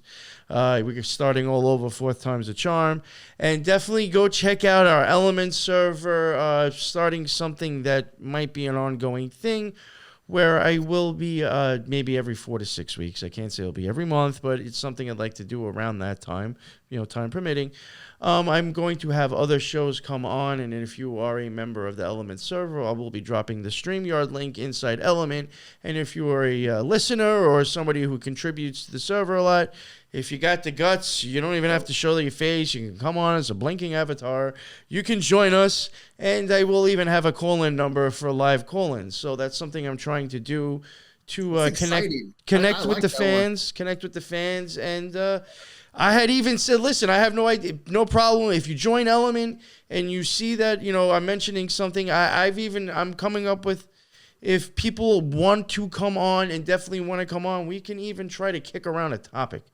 I'm down with that. If a bunch of people from the Element server and other shows want to all jump in and just kick a couple of topics around, I'm cool with that. Or if not, I'll just keep doing it and it'll just hang out with you guys or whatever, talk shit, Yeah. Either way, it's going to be a good time. The first one that we did, I'm dropping, it will be dropped this Wednesday.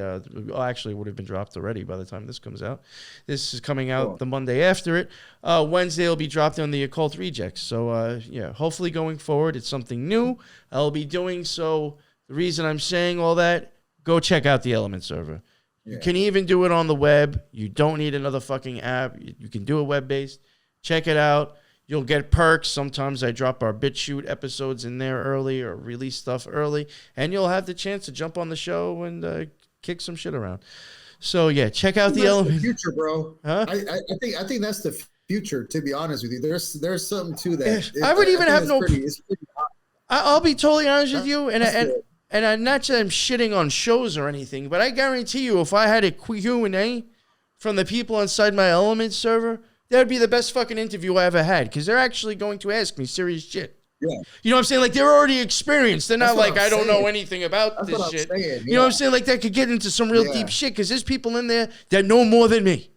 You know what I'm saying? I have no problem admitting that. Yeah. People in there know more than me. It's a great place to hang out. Everybody gets along. To have them dial in like that. Yeah. I love it. So it has like real radio, like the real radio vibes. And then it's like very, I think that's the future, man. There's something to that shit. Yeah, I'm going to try it out. Fuck it. It'll be fun, I'm sure. What's the worst that can happen? So, check out all. If you don't like it, you don't have to do it afterwards. But odds are, I think it'll probably hit. Right. Odds are it's going to hit, though. Yeah, I'm sure it'll be a good time. So check out all that stuff, all the other links to everything else since I've been going on. It's in the bottom. Check it out. All the links are in there. Thank you all for listening. If you listen to the whole series, you guys are awesome. I appreciate it. Hope you got something out of it. And until the next one, everybody be well. Later.